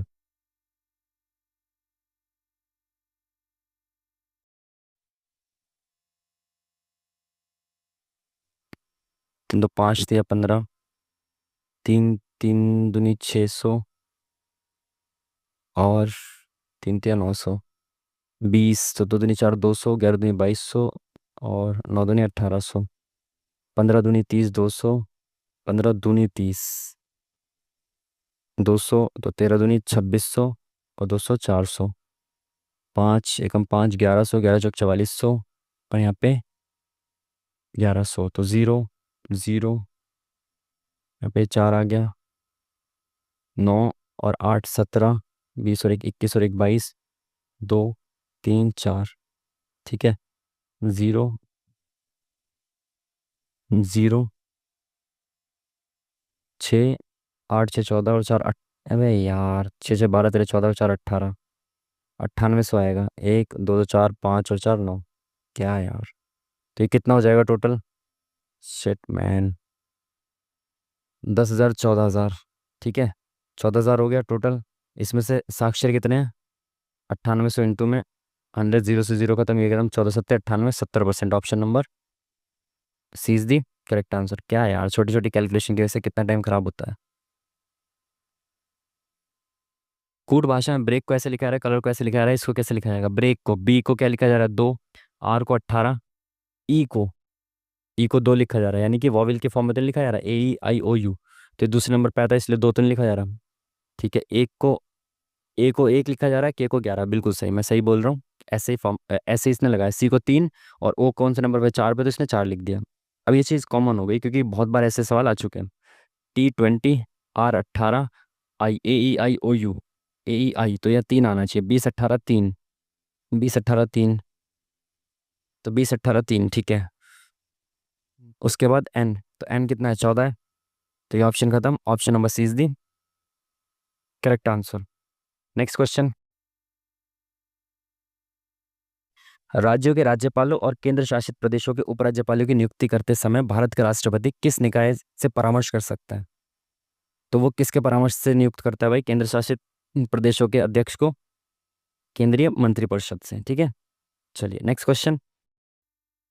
कौन सा साइटोस्केलेटन प्रोटीन न्यूरोफिलामेंट्स का प्रमुख घटक है? क्या क्या सवाल पूछ रहे हो यार तुम ये साइंस में। अनुज के वेतन में 12% की कमी की जाती है, बाद में 15% की वृद्धि की जाती है। वेतन में कितने प्रतिशत की वृद्धि या कमी हुई? सक्सेसिव लगा दो सीधा। पहले क्या किया गया? 12% की कमी, है ना। उसके बाद वृद्धि की गई कितने की? 15% की।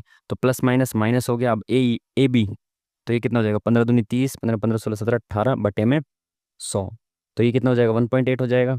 ठीक है, तो सॉल्व करो कितना हो जाएगा ये। इसमें से 12, और ये प्लस का 3 बचा, माइनस का 1.8, तो कितना बचा? 1.2 प्लस का, तो 1.2 की वृद्धि। Option number D is the correct answer. Next question. दो चिन्हों को आपस में बदलना है। ठीक है, प्लस और डिवाइड को बदल सकते हैं क्या? यहाँ पे प्लस की जगह डिवाइड रखूंगा तो डिवाइड हो जाएगा क्या पूरा? नहीं हो सकता, तो नहीं रख सकता। इंटू और माइनस को चेंज कर सकते हैं क्या? यहाँ पे इंटू कर दूं और इंटू की जगह माइनस कर दूं तो हो पाएगा क्या? चार चौक 16 हो सकता है। 24 पंजे 120, प्लस 17 माइनस चार चौक 16 बराबर कितना हो जाएगा ये? 17 में से चार गया 13, तो ये कितना हो गया? 133। बिल्कुल सही, सेकंड वाला ऑप्शन जो है वो करेक्ट हो जाएगा। Next question. पेनिसिलिन की खोज को चिकित्सा में क्रांतिकारी क्यों माना जाता है? क्या यार, बैक्टीरिया को रंगने के लिए किया जाता है इसका उपयोग, पेनिसिलिन का। पेनिसिलिन का संक्रमण के बजाय दर्द का इलाज किया जाता है। इसका उपयोग केवल जानवरों में किया जाता है। केवल तो गलत होना चाहिए। प्रतिजैविक युग की शुरुआत की इसने, बैक्टीरिया को रंगने के लिए किया जाता है। क्रांतिकारी इसलिए क्योंकि इसको रंग सकते हैं बैक्टीरिया से, तो ये भी नहीं गलत होना, ये भी गलत होना चाहिए। संक्रमण के बजाय दर्द का इलाज करता है। अगर संक्रमण का इलाज करना चाहिए ना तभी तो क्रांतिकारी होगा। तो ऑप्शन के हिसाब से तो भाई फोर्थ सही लग रहा है मेरे को। बाकी देख लेंगे, है ना। एक दुकानदार किसी वस्तु को उसके अंकित मूल्य पर 20% की छूट देकर बेचता है। उसे 12% का लाभ होता है। यदि वस्तु के क्रय मूल्य में 5% की वृद्धि होती है और अभी भी पहले के समान लाभ प्रतिशत अर्जित करना चाहता है तो कितने की छूट देनी होगी? मैं मान लेता हूँ कि मार्क प्राइस, अंकित प्राइस, जो अंकित मूल्य कितना है, 100 है। 20% की छूट दे दी तो मैंने 80 रुपये में बेच दिया उसको, ठीक है। तब भी मुझे 12% का लाभ हो रहा है, यानी कि 80 जो वैल्यू है वो 112% के बराबर है। तो इंटू 100 करूंगा तो कॉस्ट प्राइस आ जाएगा। तो 4 दूनी 8, 4 तिया 12, अरे यार 4 दूनी 8, 3 गया ना, 4 अट्ठे 32, 4 दूनी 8, 4 पंजे 20, 4 सत्ते 28, तो ये 500/7 आ गया क्या मेरा कॉस्ट प्राइस। तो फ्रैक्शन से 7 हटाना है तो 7 से मल्टीप्लाई कर देता हूँ यहाँ पे भी, और 7 से मल्टीप्लाई यहाँ पे भी कर देता हूँ, ठीक है। तो अगर मार्क प्राइस 700 होगा तो मेरा कॉस्ट प्राइस कितना आ जाएगा, 500 आ जाएगा, ठीक है। क्रय मूल्य में 5% की वृद्धि हुई तो 5% का इसका कितना हो जाएगा, 25। तो अब क्रय मूल्य हो गया 525, ठीक है। और अभी भी पहले के समान लाभ प्रतिशत, यानी कि 12% का लाभ अर्जित करना चाहता है, तो वो कितने में बेचेगा, तो इसके 112% में बेचेगा, ठीक है। तो उसे कितने की छूट देनी चाहिए, यानी कि ये जो है ये वैल्यू 700 का कितना परसेंट होगा, मैंने कहा 700 का X% होगा, ठीक है। तो 700 का X/100 मान लिया मैंने। तो ये जीरो से ये जीरो खत्म। तो 4 दूनी 8 और 4 अट्ठे 32, 4 दूनी 8, 4 पंजे 20, 25 दूनी 50, 25 से कम 25, ये 7 नीचे आ जाएगा। तो 7 चौक 28, 21 चौका 84, तो एक्स की वैल्यू होगी 84। तो यानी कि उसको अंकित मूल्य के 84% पे बेचना होगा। तो कितने परसेंट की छूट देनी पड़ेगी, 16% की। Option number 1 is the correct answer. Next question. Suman Suman अपने घर से उत्तर की ओर 20 किलोमीटर चली, फिर वह पश्चिम की ओर मुड़ती है और 12 किलोमीटर की दूरी तय करती है। फिर वह दक्षिण की ओर मुड़ती है और 6 किलोमीटर, तो दक्षिण की ओर 6 किलोमीटर। अंत में वह पूर्व की ओर मुड़कर 12 किलोमीटर दूरी तय करती है। तो 12 किलोमीटर यहाँ तक आ गई। अपने घर से किस दिशा में है, तो यहाँ पे अपने घर से किस दिशा में, उत्तर की ओर है। Option number C is the correct answer. Next question. निम्नलिखित में से किसे एम एस स्वामीनाथन पर्यावरण संरक्षण पुरस्कार 2024 से सम्मानित किया गया? अगेन यार ये भी एनटीपीसी करंट अफेयर का लग रहा है मेरे को, बट क्योंकि मुझे याद नहीं है। नेक्स्ट क्वेश्चन देखते हैं। कौन सा जीव स्वपोषी और परपोषी दोनों प्रकार के पोषक पोषण को प्रदर्शित करता है? ये तो आपने एनसीईआरटी में पढ़ा होगा स्कूल के टाइम पे। यूग्लिना। यूग्लिना जो है वो दोनों प्रकार के पोषण को ग्रहण करता है। Next question. एबीसी में डी समांतर एबीसी, तो एबीसी कोई त्रिभुज है, ए बी सी। डी समांतर है बीसी के, तो डी समांतर यानी कि समरूपता वाला कोई क्वेश्चन होगा ये। एसी को ई पर प्रतिच्छेदित करता है, ए बी, ए बी को डी पर, अच्छा हाँ वही सही तो है, ठीक है। एडी और बीडी का रेशियो, एडी अगर 2 है तो बीडी कितना है, 3 है। और समलंब चतुर्भुज बी डी ई सी का क्षेत्रफल 63 है। तो ए डी का क्षेत्रफल क्या होगा, इसका एक्स मान लो। अब देखो जो जो साइड्स का रेशियो होता है ना, इनका स्क्वायर होता है इनकी, किसका रेशियो, एरिया का रेशियो। तो साइड्स का रेशियो कितना है, 2 और 3। तो साइड्स का रेशियो का स्क्वायर हो गया 2 दूनी 4 और 3 तिया 9। ये होता है इनके एरिया का रेशियो, ठीक है। साइड्स के स्क्वायर का रेशियो बराबर होता है इनके एरिया का रेशियो। तो 9 सत्ते 63, तो 4 सत्ते 28, तो 28 हो जाएगा पहले वाले का। Option number C is the correct answer. Next question की तरफ बढ़ेंगे तेजी से। चलो देखो इसमें क्या क्या है। तो 28 29 30 40 50, 29 प्लस कर दिया, ठीक है। यहाँ पे कितना प्लस हो गया, प्लस 5 और 3 8, 31 प्लस कर दिया, प्लस 8 और 4 12, 37 प्लस कर दिया। यहाँ पे 41 प्लस कर दिया। तो प्राइम नंबर्स आपको दिख रहे हैं सीधे सीधे। तो 41 के बाद प्राइम नंबर क्या होगा, 43। तो 3 और 4 6 7 204, ठीक है। प्राइम नंबर्स प्लस कर रखे हैं, देखते हैं आपको पता चल रहा है सीधा सीधा। सबसे बड़ी अखंड शिला संरचना कैलाश मंदिर निम्नलिखित में से किस गुफा में स्थित है? बहुत फेमस क्वेश्चन है, बहुत बार आया हुआ क्वेश्चन है, ठीक है। कैलाश जो मंदिर है वो कहाँ पे है आपका, एलोरा की गुफाओं में, ठीक है। Option number C is the correct answer. कौन सा बेकिंग सोडा का रसोई में उपयोग नहीं है? कौन सा उपयोग नहीं है पूछा है। प्रति अम्ल के एक घटक के रूप में, खमीर उठाने वाले कारक के रूप में तो फेमस है, अग्निशामक यंत्रों में, खाद्य रंग के लिए, खाने में रंग के लिए बेकिंग सोडा का उपयोग करेंगे क्या, तो ये गलत होना चाहिए ना। फूड कलर तो अलग होता है ना। चित्र में एक्स का मान बताना है, तो एक्स का मान बताना है, यानी कि इसका मान बताना है, एंगल कितने का है ना। तो एक्स का मान बताना है, लेकिन ये तो अलग ही दे रखा है भाई। ये 46 है, ये 46, यानी कि ये दोनों पैरेलल है। ठीक है, अगर ये पैरेलल हैं तो ये दोनों समरूप त्रिभुज हो जाएंगे। ठीक है, एक्स क्या है, ये एंगल, एक्स एंगल है या पी एन है? एल एम दे रखा है ए, तो ये शायद पी एन दे रखा है, एक्स एक्स जो है ये पी एन है, इसकी वैल्यू आई थिंक, है ना? तभी तो एक्स की वैल्यू पूछ रहा है, क्योंकि ये समरूप तो दे रखा है, इसने समरूप त्रिभुज होंगे 100%। तो भाई समरूपता का नियम लगा दो कि ऑप्शन भी ऐसे ही है, डिग्री में तो है ही नहीं ऑप्शन, तभी तो अगर ये एंगल होता तो डिग्री में होते ऑप्शन। ठीक है, और ना ही इसको डिग्री में लिखा हुआ। ठीक है, चलो क्या है इसमें देखें। तो देखो ये दोनों समरूप त्रिभुज होंगे, एंगल एंगल बराबर है और पैरेलल है। ठीक है, तो आपको एक्स का मान बताना है, तो इनकी जो भुजाएं गिवन है, इनका आप क्या कर दो, रेशियो ले लो। तो बड़े वाले का यानी कि एम के अपॉन में एन के बराबर क्या हो जाएगा, बड़े वाले का एल एम अपॉन में पी एन। ठीक है, तो एम एन कितना हो गया, बी अपॉन में एन के कितना हो गया, सी, बराबर कितना हो गया, एल एम कितना हो गया, ए अपॉन में एक्स। तो एक्स इधर गया, तो ये एक्स, ये ए इंटू सी अपॉन में बी आ जाएगा, है ना? ये तो ऑप्शन में ही नहीं है कहीं। एक सेकंड, गलत लिख दिया, एम एन जो है, एम के जो है वो बी प्लस सी हो जाएगा ना। ठीक है, तो ये एक्स इधर गया, तो ये सी इधर चला गया, पहले तो मल्टीप्लाई में ये एक्स इधर आ गया, तो ये बी प्लस सी नीचे आ गया। तो A C upon B plus C, A C upon B plus C, option number C is the correct answer, बिल्कुल सही। तो ये एक्स ना एंगल नहीं है भाई, ध्यान रखना। ठीक है, एक्स 7 मीटर दक्षिण पूर्व की ओर चलता है, तो दक्षिण और पूर्व यहाँ पे 7 किलोमीटर चल गया है। फिर झूलन, झूलन, अच्छा हाँ, झूलन बिंदु पश्चिम एक्स से 7, अच्छा ये एक्स है, पश्चिम की ओर, तो पश्चिम की ओर 14, तो पश्चिम की ओर 14। ठीक है, फिर वह उत्तर पश्चिम की ओर, उत्तर पश्चिम की ओर 7, तो उत्तर पश्चिम यानी कि इसके बिल्कुल पैरेलल ऐसे 7 मीटर चलता है, समांतर चतुर्भुज बन रहा है भाई ये तो। झूलन पूर्व की ओर 4 मीटर, तो अब ये पूर्व की ओर 4 मीटर, और बिंदु वाई पर पहुंचती है, तो एक्स और वाई के बीच न्यूनतम दूरी, तो ये आप देख रहे हो ना समांतर चतुर्भुज टाइप का बन गया, तो ये 14 होनी चाहिए सामने वाली, तो यहाँ से यहाँ तक की डिस्टेंस कितना हो जाएगा, 10।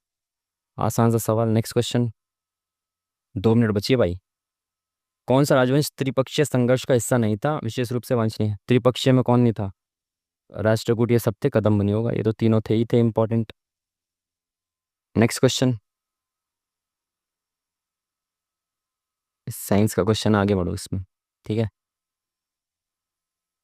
ये दे रखा है, इसके मूल एक दूसरे के व्युत्क्रम है, अगर एक मूल एक्स है तो दूसरा मूल 1/x है, तो ए का मान बताना है। तो ए का मान कैसे निकलेगा, ए प्लस बी से नहीं निकलेगा, ए इंटू बी से निकलेगा, तो मूल इसके दे रखे हैं, और आपको पता है अल्फा इंटू बीटा क्या होता है, सी अपन में ए होता है। तो सी अपॉन ए में सी कितना है, माइनस का ए अपॉन में ये कितना है, सी अपॉन ए कितना है, 3, बराबर अल्फा इंटू बीटा कितना हो जाएगा, एक्स इंटू 1/x, तो एक बचा, तो माइनस का ए बराबर 3, तो ए बराबर आ जाएगा -3, option number D is the correct answer. Next question. अरे बाबा ये क्या दे दिया, सीधी पंक्तियां बैठे हैं। ठीक है, एम पंक्ति के किसी अंतिम छोर पर बैठा है, तो एम या तो यहाँ बैठा है या तो यहाँ बैठा है। एम और ई के बीच में केवल 2 व्यक्ति हैं, तो एम और ई के बीच में 2 व्यक्ति हैं। ठीक है, डी ई के दाएं से तीसरे स्थान पर है, तो ई के दाएं से तीसरे स्थान पर यहाँ पे तो नहीं हो सकता, गलत। 1 2 3 तीसरे स्थान पर कौन है, डी। ठीक है, ई के दाएं से तीसरे स्थान पर है, डी और टी के बीच में केवल 4 व्यक्ति, डी और टी के बीच में टोटल कितने, 8, 1 2 3 4 5 6 7, एक और यहाँ पे होगा, 8 है। तो डी और टी के बीच में 4 व्यक्ति बैठे हैं, डी और टी, तो 1 2 3 4, तो डी और टी के बीच में 4 हैं। जेड पी के ठीक दाएं, तो जेड पी के ठीक दाएं।